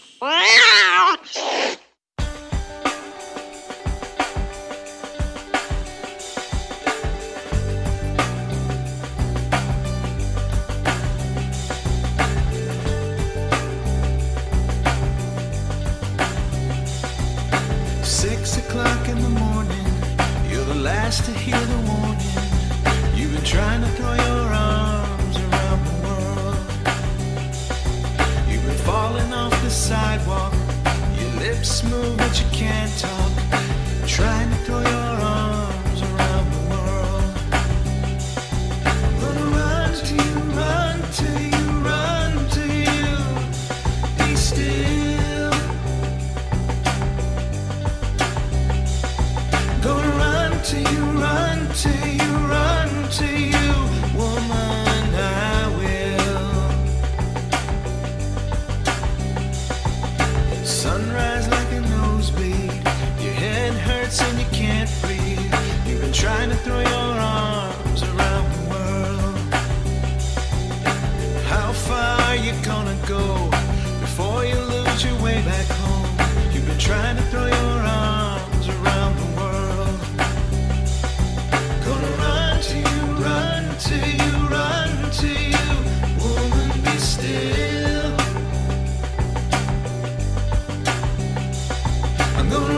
to you, run to you, run to you, woman, I will. Yeah, I dreamed that I saw Dolly with a supermarket trolley. He was trying to throw his arms around a girl.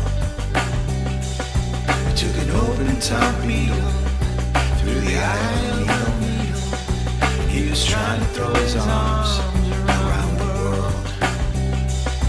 Gonna run to you, run to you, run to you, woman, be still. I wanna run to you, run to you, run to you, woman, I will. You gotta see.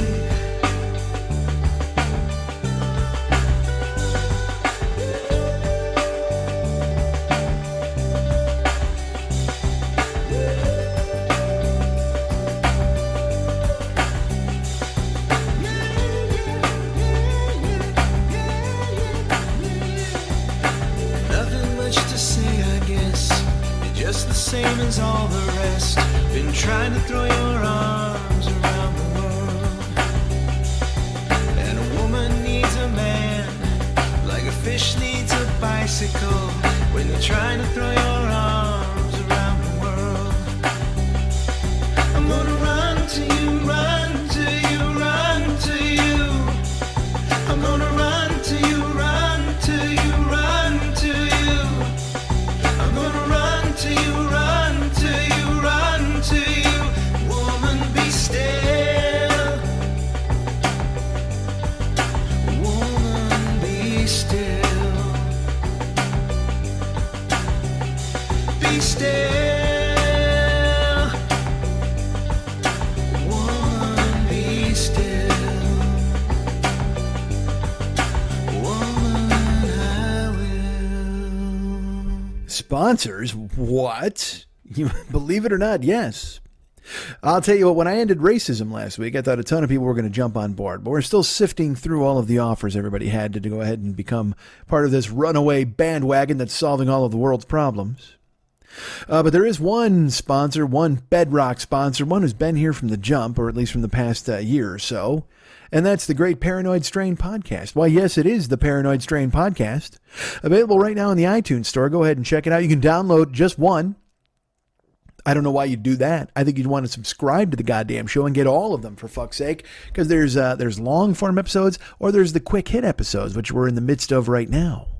Available in the iTunes Store right now, or the Apple Podcast section. I don't know what the fuck they're calling it these days, but the Paranoid Strain Podcast exists. Please download it and listen and leave a review. A favorable review is what I would want. Favorable review. I almost didn't say it correctly there. Although, well, not almost. I didn't say it correctly. That's why I repeated it. A favorable review. But more importantly, tell them you found out from us that it existed, and then that makes us look good in the eyes of Fearful Jesuit, the guy who runs the Paranoid Strain Podcast. And as I've said, they're doing all sorts of different topics all the time. They've done assassinations. They've done Q. If you want to know about Posse Comitatus, you can listen to old shows and things like that. But right now there's a show about coronavirus, the germ, as I like to call it. The germ exists, and he takes down all of the conspiracy theories that are surrounding the germ. Now, he did it last month. He talked about coronavirus, and then he said, you know what, there's so many fucking conspiracy theories, I have to do a second episode. First of all, there was a new theme song this time. I was kind of shocked by that. Or it seemed new to me. Look, it was new to me, folks. But if you listen, you'll be like, hey, this is a song he's been playing forever. Maybe. But for some reason, it hit my ears in a new way. Sounded new to me, for fuck's sake. There's a Fight Club clip buried in here. There's a Monty Python clip lurking as well. Even worse, this, I will tell you this. There's a, look, it's the coronavirus. So you're going to talk about hydroxychloroquine, which is lurking, or I call it hydroxy, whatever the fuck. But he plays the actual clips of Trump, and I just hearing fuck next dumb voice. It's so bad to hear his voice. Good Christ, he's so stupid. I fucking hate him. But yeah, there's a few clips of him. There's Dana Unicorn, who's presently residing in Sweden or one of those fucking towns. She's telling you to wash your fucking hands. I learned this. I learned that there's Fauci footwear for Dr. Fauci. You know, Fauci and the scarf, the two people who used to flank Trump at his fucking briefings. I learned that there's Fauci footwear. I learned that there's an I Love Fauci throw pillow you can buy somewhere. And the bulk of this episode, they're dealing with QAnon because QAnon is involved again now with their fucking dumb shit. You'll hear some Italian mares screaming. Not mares, not like horses, but you'll hear the actual mayors of Italian towns, the audio clips of them telling people to stay home or they'll put a bullet in their fucking head. Even better, he's got a Ugandan police chief. Now, with the Italian mayors, he plays the actual audio of the Italian mayors, and he has Dana Unicorn do a Mario Brothers voice. Like, hey, that's a spicy meatball, which is fucking crazy.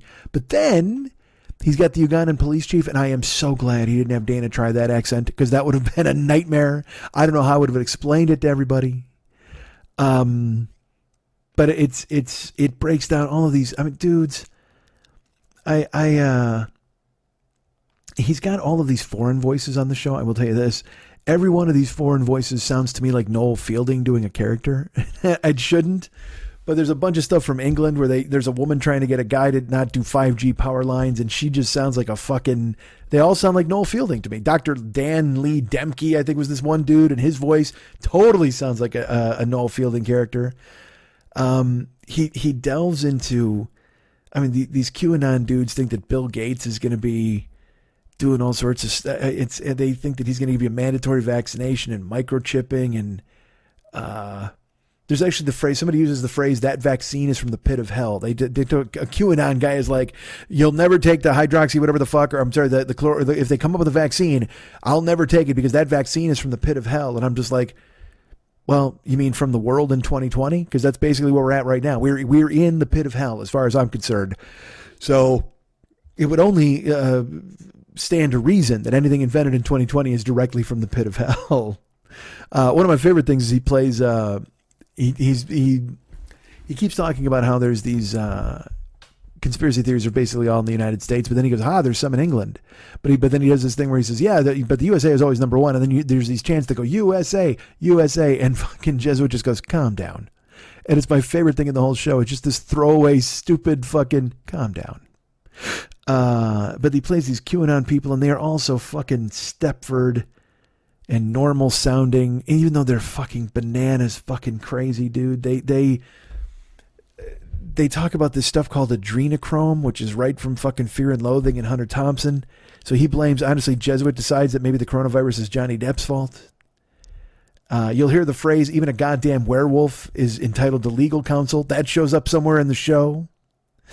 I don't want to give away too much. There's a clip from The Dark Crystal. And I will tell you this, stay to the end. When you're listening to the show, listen through the ending and theme song, because there's a little button you got to hear. It's totally fun. But, it's a topic I don't care about anymore because I'm scared of it. We're all worried about it. We hope it goes away. We think it's going to come back strong. And so, honestly, I was off-put a little bit. I'm like, oh, man, a fucking coronavirus show. But as always, fucking Jesuit and Dana make it entertaining. They make it something you want to listen to. It's smart, it's sharp, it's clever, it's so well written, and it's something you should check out. So go ahead right now and download the Paranoid Strain podcast from the Apple Podcast, whatever the fuck it's called, or the iTunes store. I don't know anymore.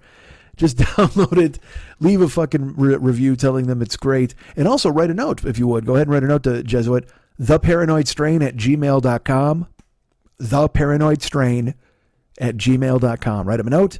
Tell them you heard about the show through me and how much you like it, and I'll be thrilled. I'll be so happy. I'll give you a high five you wouldn't fucking believe next time I see you. Although we can't do that anymore. I'll bump your elbow. Oh my Christ! I'll bump your elbow in such a loving way you won't even know what to do with yourself. So watch out for that. The Paranoid Strain podcast available now in the iTunes store or the Apple Podcast space, whatever the fuck they're calling it. Go ahead and download it now. Review it. Listen to it. Love it. Subscribe. And tell Jesuit how much you love it and how you heard it from us. That'd be pretty cool. Remember, I'm available for Cameo. Cameo exists. You can go ahead and hire me to do one of those or 5 of those. All of the money raised in June will be going toward charities. I will divide it. It all depends. I mean, I got to be honest. I don't think I'm going to make a lot of Cameo money. So we'll see exactly where we're at. But I might send it to the Act Blue people. There's all sorts of different choices I'll have. But hold on, yawning. Brace yourselves.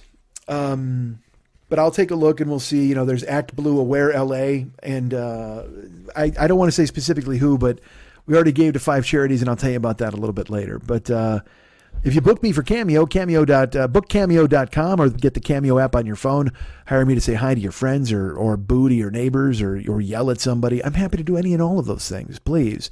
And all of the money in June gets contributed to the appropriate places. Black Lives Matter, probably. The Act Blue Aware LA, the Black Visions Collective. I think I'm going to concentrate more. We gave money to individuals, and I think I'm going to concentrate more on the larger picture with the Cameo stuff. So thank you for hiring me for Cameo. You haven't done it yet, but although I have one on deck. Actually, there's one right now that I have to record. Thank you for stepping up and thinking of me, person whose name I can't say in case it gives it away to the person you got it for. But it exists. I'm out there. Bookcameo.com, or get the Cameo app on your phone. Hire me to do that. Go to MikeSchmidtComedy.com. Go to the merchandise page. There's an Amazon link. Click on that Amazon link, please. You're ordering stuff from Amazon anyway, right? They just burned down an Amazon center out here. Things have turned here in America. So Amazon factories are not the safest place. But you can still order from Amazon, and why wouldn't you use my code if you did? Go to MikeSchmidtComedy.com, go to the merchandise page, and click through. There's a link there for Amazon. And then you're right there, man. You're getting it done. You're shopping. I'm getting a taste of it. We get money, they get money, you get stuff. It's a perfect thing. We get money, they get money, you get stuff. You can't argue with that. And don't try. So don't try. We get money, they get money, you get stuff. Use my Amazon link and do all your Amazon shopping, please. It includes the show. Makes me happy. Thanks so much for thinking of us and keeping us afloat. It's the best. What else is there, man? Paranoid Strain, and then I got that. Oh, you know what? I got a YouTube channel. YouTube.com/the40-year-old boy. You want to start listening to old shows? They're on there as well. You can go ahead and check those out. YouTube.com/the40-year-old boy, as well as Twitch.tv/the40-year-old boy. That exists. Go to Twitch.tv/the40-year-old boy. I'm on there all the time. I've been doing puzzles. I'm getting puzzle fatigue a little bit here. I might go ahead and wean myself off the puzzles and do them once a week maybe, and go back to grabbing a sword and killing some things. We'll see what happens, but yeah, I think I've hit the wall puzzle-wise this week. So it's fun. I enjoy playing with people, but I think I want to kill some stuff. So we'll see. I'm getting my hackles up a little bit. So let's go murder. Let's do some murders, right? Let's do that. You can follow me at twitch.tv/the40-year-old boy. You can subscribe as well. If you use your Amazon Twitch Prime subscription, that doesn't cost you anything, and it gets me $5. Thank you for thinking of me. And come to the channel. You can give bits. You can subscribe. You can follow. And just have the best time of your life. Please don't say that that's true, because I will feel bad for your life. But come and enjoy yourself. That's all. Just go ahead and visit the Twitch channel, twitch.tv/the40-year-old boy. Check me out as I play video games and have fun. And sometimes we just do Trailer Park, where we go watch a bunch of trailers for games or movies, and we have a chat. It's lovely. It's a lovely place to be. So go to MikeSchmidtComedy.com, go to the merchandise page, use the Amazon link.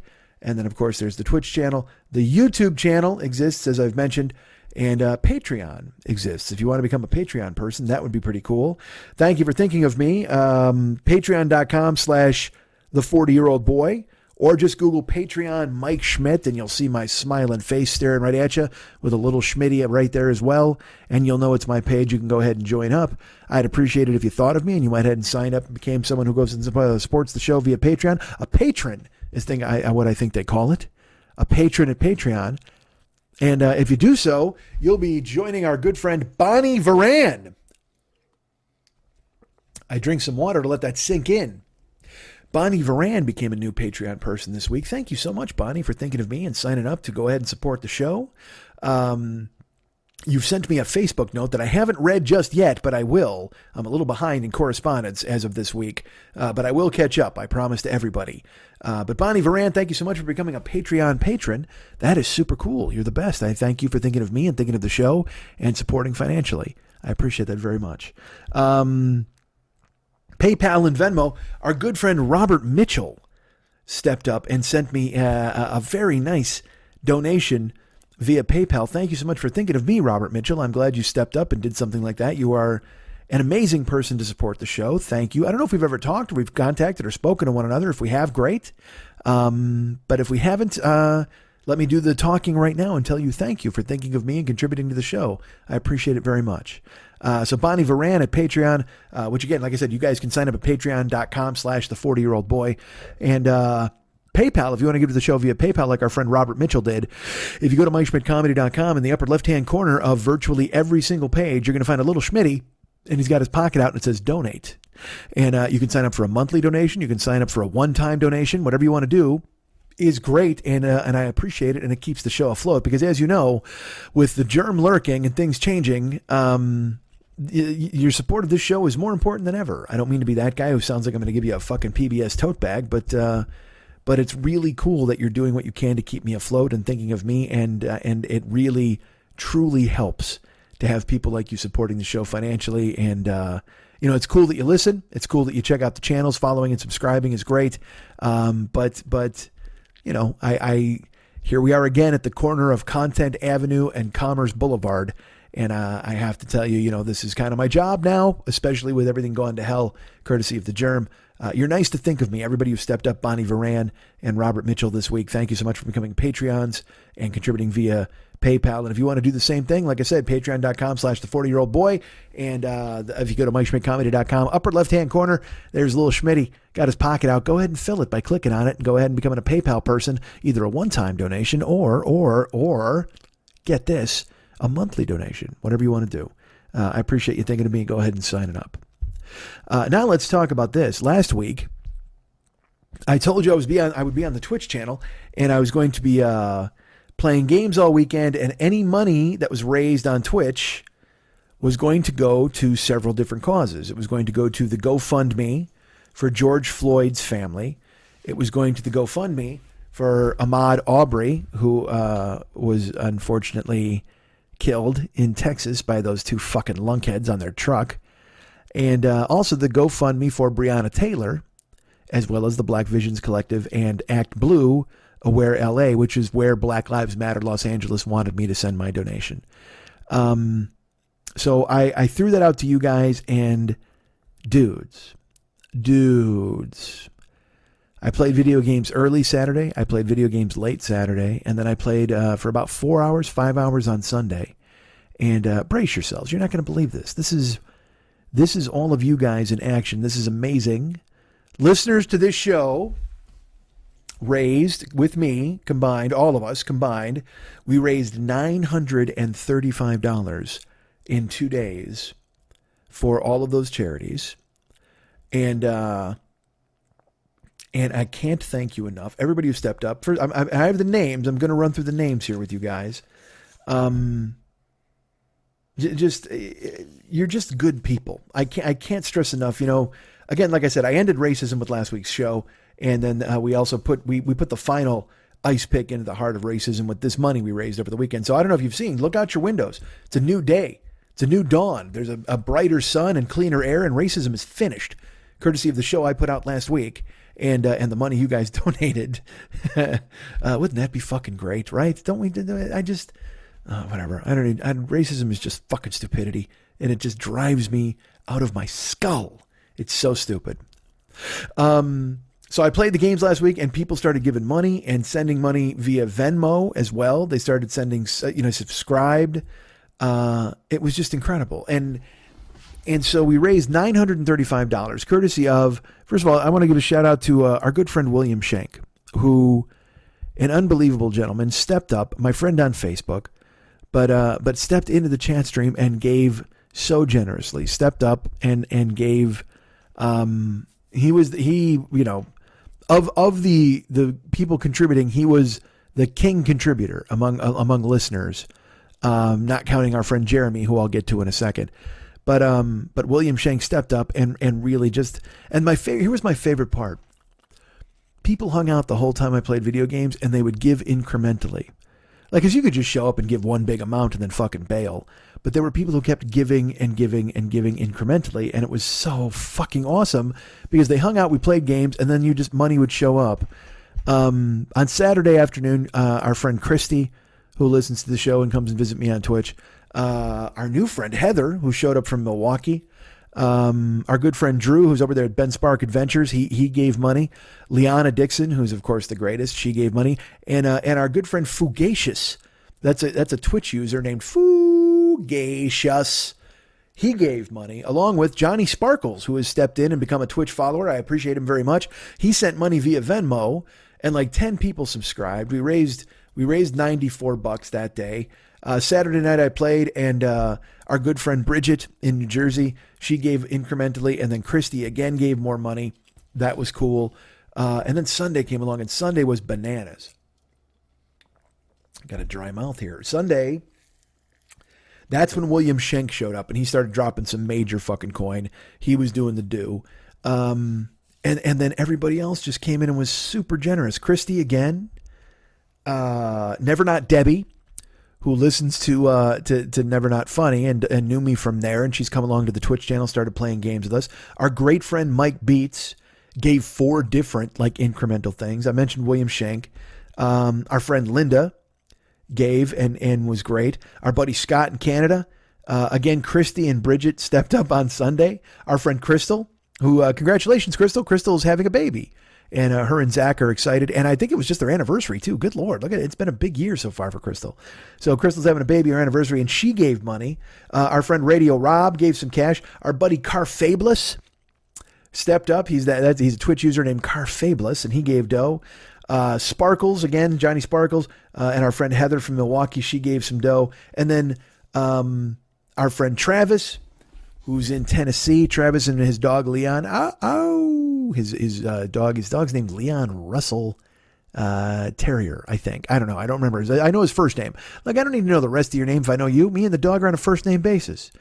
I mentioned Never Not Debbie, Mike Beats, Linda, Scott, Bridget. A guy named Stock WB stepped up and gave some money. And again, Liana, the lovely and talented Liana Dixon, gave money. And then our friend Michelle, who I mentioned on the show, she stepped up through Venmo. And our buddy Ruben also stepped up through Venmo and gave money. And all of them combined, along with my money that I kicked in because I gave all my Amazon money, and I gave that, we went up with $935, which was incredible. I was very excited about that, very happy. Now I will tell you this: we raised, I think it was 900. Where's the sheet of paper? I have it somewhere. Damn it.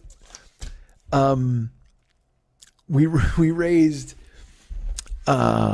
It was like 905, whatever. And then I kicked in an extra to make it the 934 because I wanted to divide, or 935, because I wanted to divide it 5 ways. I wanted it to be $187 for each charity. So I was happy to do that. But I haven't even gotten to the meat of the matter yet. So that was $935 we raised. And then our buddy Jeremy, whom you may know as co-CEO of Emerald Alawadi LLC, who employs me and keeps me in business for this show. That's our buddies Ahmad and Jeremy. Incredibly generous, incredibly nice people, lovely and talented and wonderful, and my friends, and I'm proud to call them my friends. I love them. Jeremy said every dime we made, he would match. So we gave $935 to these 5 charities, and so $187 to each. And then Jeremy matched that $187 to each charity. So that means each charity, courtesy of me and Jeremy, got $374 for George Floyd, for Breonna Taylor, for Ahmaud Arbery, for the Black Visions Collective, and for Act Blue Aware LA. And that's $374, which is fucking cool as hell to give to those 5 different. So Jeremy matched the $935.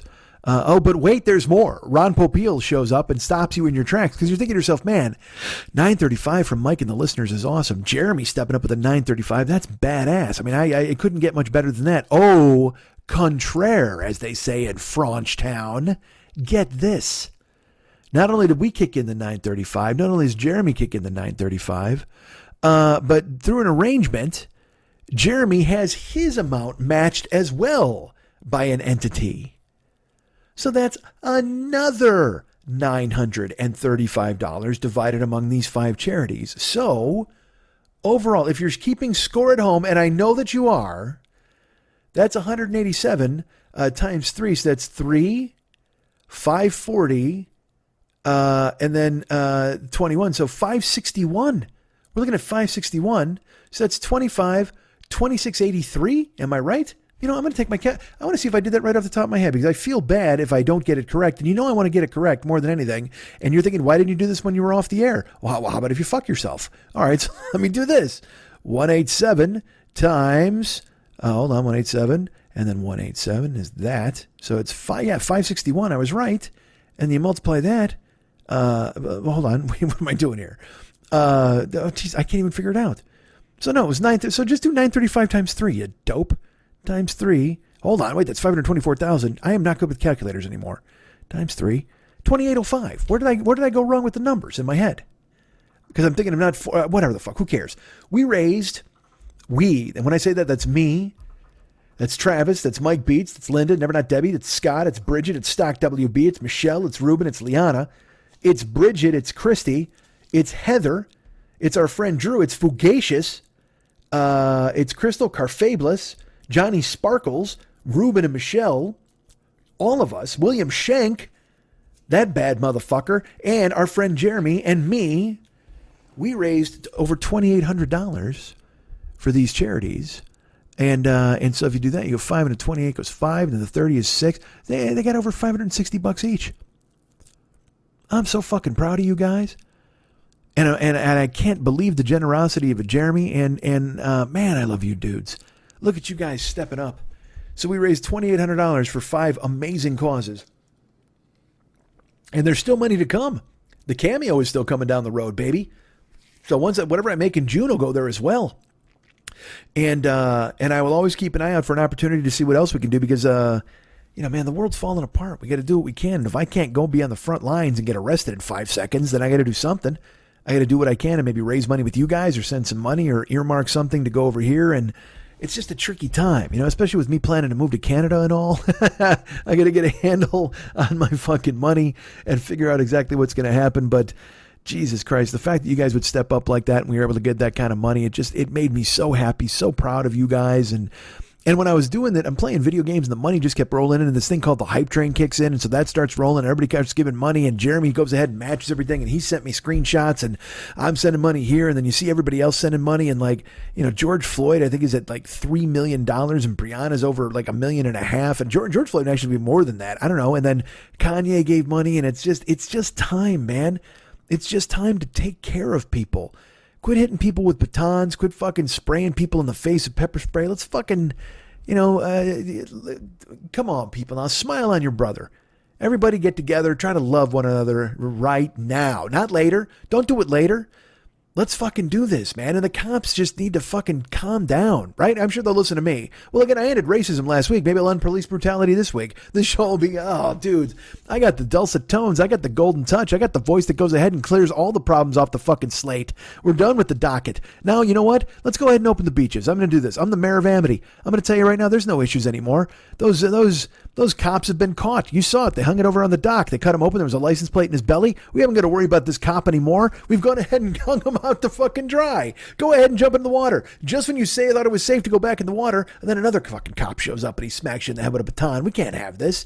God damn it. Stand down, cops. What's wrong with you guys? These people are out here just fucking singing Kumbaya and you bash somebody in the face. I don't like that song either. But stand the fuck down. You're shooting pepper balls and fucking sandbags and grenades and Joey Baloney's hitting fucking people all the goddamn time. I didn't even talk about Buffalo. Those fuckheads. 75-year-old man comes ambling up just to give him back a police helmet and they shove him down. He cracks his head. The noise is fucking disgusting. His head hits so fucking hard. And I've told you the story. That was one of the things that always haunted me when I would think about getting into fights. When I was a kid, I read a story about a wedding and they had a dispute, like a fucking argument. And the two guys went outside and one dude punched a guy and he hit his head on a curb and he died. And the groom at the wedding went to jail forever. Like he on his groom night or whatever the fuck, he wound up going to jail. Because he punched a guy in the mush. The guy hit his head on a curb. That shit happens, man. So when this fucking old dude comes shambling up like a scarecrow to hand him back their helmet and 2 dudes shove him to the ground, 75-year-old chemotherapy cancer patient falls down, cracks his head on the cement, starts immediately bleeding from the back of his head and his fucking ears. And the cops are like, oh yeah, all right, well don't help him. Get a medic. And then they all keep walking. How do you do that? How do you fucking cashier your humanity and leave it in a fucking locker when you put your riot gear on? You just push down an old man. You know how many videos I've seen of them pushing down old men? I saw an old man with a cane that they fucking pushed down in Utah or some shit. Leave the old people alone. Leave the young people alone. Leave fucking people alone, man. Quit shoving anybody. This isn't a war. You're supposed to protect and fucking serve. I don't understand the point. And yes, I know cops. And yes, I might hear from some of them. And I totally get it. But I just feel like, man, if the cops are fucking out of control, the one cops who aren't out of control should go, hey, this dude's out of fucking control. When those two dudes in Buffalo shove that guy to the ground, he starts bleeding out of his ears. How do you push a 75-year-old man to the fucking ground? And then they lied. They said he slipped. Then the video came out from a newscast, not even from like a guy in a grassy knoll with a fucking phone. It came out from an actual news station. It's like, oh, really? Well, look at this angle. And you hear it. It's so fucking terrifying when you hear the noise. And then they had to go, oh, yeah, no, he was a known agitator. Now they're saying he slipped and he fell. And it's just like, what the fuck, man? Own it. You pushed an old man down. Are you happy? Are you proud of yourselves that you pushed an old man to the ground and he walked up to give you a fucking helmet? And yeah, maybe he gave you a talking to because that's what old men do in this fucking country. And you push him to the fucking ground. And then they suspend the two cops and the other 57 bail. They quit. They don't quit the force, but they quit the fucking emergency response team or whatever the fuck and go back to desk duty or wherever they are. And then you're just like, do you not care about optics? And that's what I mean when I say that they're hitting people even with the fucking cameras on. They don't give a fuck about optics at all. They just don't care. I really think that there is a segment of law enforcement that believes it's above the law, and it's a large fucking segment. You see cops in New York giving white power hand signals. You see people just fucking with impunity throwing people into cars or zip tying them or letting them cry and piss themselves in a bus. Don't you have any humanity left? What's wrong with you, man? I don't know. And again, like I said, I know, man, I've lost my temper. I've done dumb shit. I've hit people I shouldn't have fucking hit. I smashed a guy's head into a fucking wall so many times blood started running down his fucking face. And I walked away, and what did I do later? I was fucking sad. I got off and I cried. I was fucking sad. I couldn't believe I did it. Maybe these cops cry. I don't know. Maybe they take handfuls of fucking Benzedrine and do what they can to fucking sleep so they don't hear the fucking voices anymore, the people that they smacked in the head with a fucking baton. I don't know. But we got to figure something out. And I think it's going to change. I really do. I started to think that just yesterday. In my head, I was like, this looks like it's getting stuff done. This looks like it's actually accomplishing something. And we can only hope so. We can only fucking hope so, right? I don't want to go to Alaska. I don't want to buy a gun. Don't make me do all these fucking things, right? I can't. Because, look, here's the thing. I say I don't want to buy a gun and I don't want to buy Alaska. If I go to Alaska, I have to buy a gun. I might not even have to buy a gun. I think they just hand you one as you walk in the fucking city. Because again, everybody's got a legal pad and a pen because they're going to write their fucking thoughts about why squirrels are scaring them and telling them to kill David Berkowitz or whatever the fuck. But then you got to have a gun to fend off bears. Aren't there Kodiaks and shit up there? Plus I got to shoot some salmon to eat. Again, because there's no grocery stores in Alaska. You got to live off the land, man. You got to eat juniper berries and a handful of greens and whatever bear carcass you come along that was killed by a bigger bear. You have to hope for small bear detritus. You got to hope for fucking small bear blowback. You go ahead and fucking skin that fucking thing, buy yourself a coat, shoot a salmon. You're good for the winter. You make yourself a bear coat, and you fucking go ahead and choke down whatever the fuck you can get out of the bear carcass, and then you shoot salmon in the river and you're fine. That's how you survive in Alaska. Then you make sure you write your manifesto, and I don't know, you give it to, oh, you know what? You put it on a fucking diseased bird. That's what you do. Like we said, the birds deliver the mail. There's got to be some Alaskan pigeon up there who's waiting to deliver manifestos to fucking everybody, so that's what I got to do. I cross the state line. They hand me a gun. I got a legal pad. I got to find a small bear fucking carcass. I cut off the fucking skin, and I wrap myself in it, write my manifesto, put it on a diseased bird. Man, 2020 is not what I thought it was going to be. I got to be honest. This was the year of I will. I didn't think it was the year of I will go to Alaska, get a gun, have a legal pad, write a manifesto, find a baby bear, skin it, eat whatever I can off of its carcass, wrap myself in the skin, write my manifesto, shoot 2 salmon in the river, and then tie my manifesto to a diseased bird and have it delivered to whoever the fuck wants to read it. That just seems really not anything I was thinking.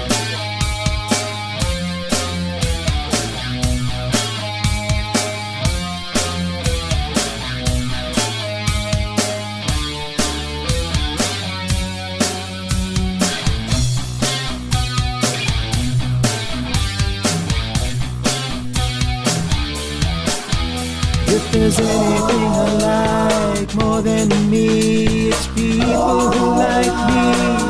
I love me, but if you love me, I love you. 'Cause you know why, we both love me. How great am I? Let's talk about that for a while, and by a while, I mean forever.